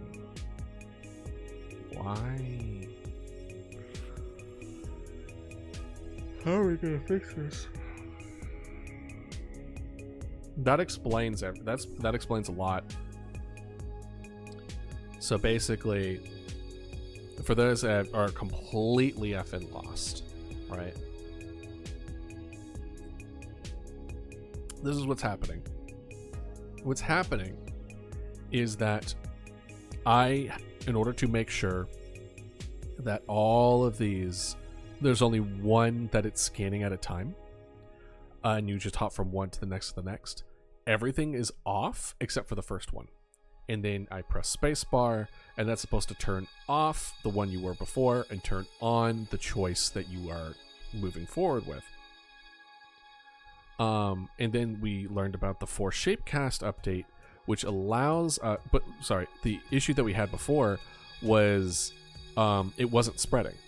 It got this information, and then it just wouldn't update this information again. Like, it's no matter how many times I hit spacebar, these values were the same since the beginning of the level. And I'm like, how do I get this to update to the new location that we're now located in, right? The new information. And then it was for Shapecast update, which then updated this information to the new thing. But now, the reason that all these other ones are popping up, I originally thought it's because I turned enable on and off, like false and true, etc. But we've turned that off a while ago, and it's still doing it. So that's what was so confusing, is that things were being turned on when they shouldn't have been turned on, and things weren't turning off when I was telling it to go back off. And the reason is because Forced Shapecast Update, though updates all of this to the appropriate, like to what we want it to, but it also makes it that we receive the collider information even when they're turned off. So these are off, but they're also on. It forces them to turn on. And there's no way for us to not do that. So we are probably going to have to either, there's two ways forward that I can see going through. Either A, we find a new way to update this function, not through Force Shapecast Update. Or B, we have to find a way so that even if it is enabled, it won't move forward. And I think we did kind of find that. I think our ace in the hole in this situation, I'm pretty sure, is set the mask value. So what this does is that it turns its ability to collision mask off to false.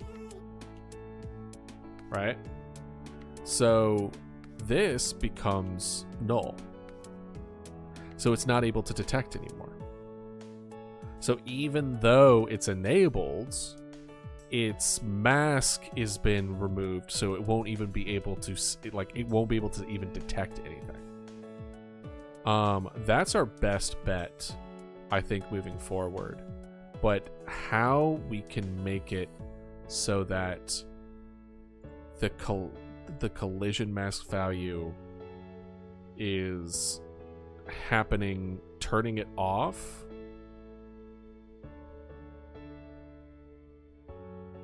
What if we did set, what if we turned it on and then off? What if we did that? Let's see what happens.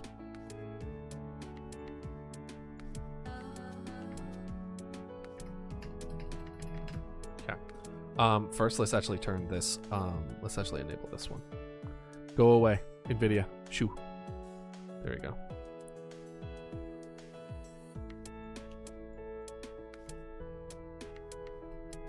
No.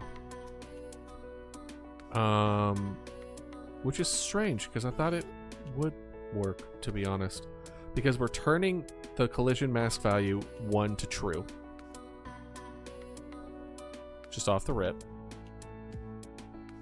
Then we go through the thing. Then we turn it false. Does this need to be behind the update?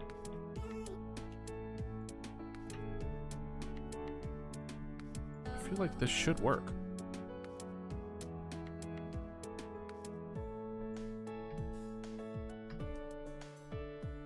Okay. 3, 4. Okay.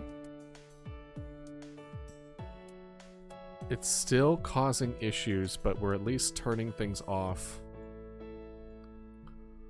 Okay, 1. We're kind of back to where we started. Because it's still getting all the information from all the locations at once, I'm pretty sure. Which is why this came on. And then this one got hit, and that one got hit. But it's still taking in everything. So we're at least able to move forward to a certain degree, but we need to get it into the point of... I don't know how to say it.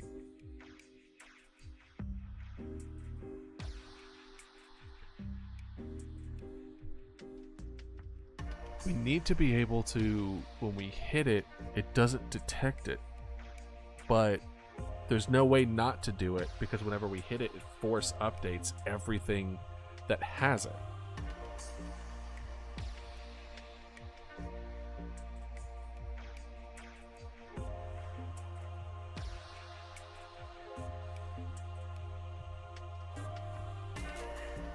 Well, here's a potential idea. What if we switch directions a little bit? What if instead every single house having a area that is detectable, that could be turned on and off once it's detected and moved over, etc. What if we just have one proximity thing that changes its position onto a location and then just hops around? I kind of like that idea, to be honest. I like the idea of it just being one, and then it transposes, it moves and just pops up. So it's kind of like,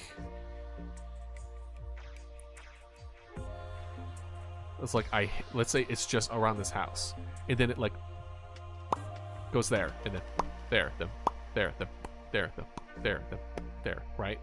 And then it just, and then right, when we add, when later in the game when more gets added, we just add a there, and then right?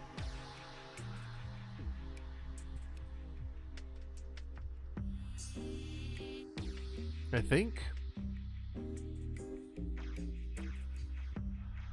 think that's a good idea. Let's write that down. Let's see here. To-do list. Actually, honestly, it's not even a to-do list. It's just like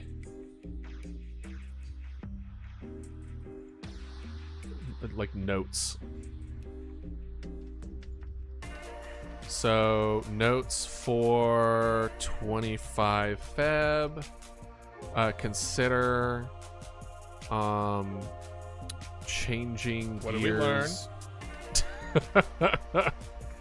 We're learning that maybe if I'm having difficulty with what I am working on, that perhaps moving towards a simpler approach in a simpler perspective is the better way forward, instead of trying to figure it out. Think smarter, not harder. Let's see the push-ups. Consider changing gears to make it so that the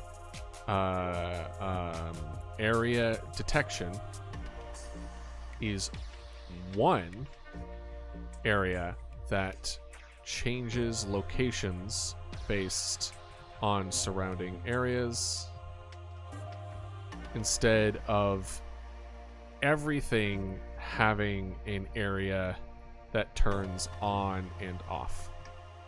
Okay. So that way, when a week from now, when we dive back in, we'll at least have a somewhat understanding of what direction I want to be taking this. Which, honestly, from what we've learned, probably shouldn't be that difficult.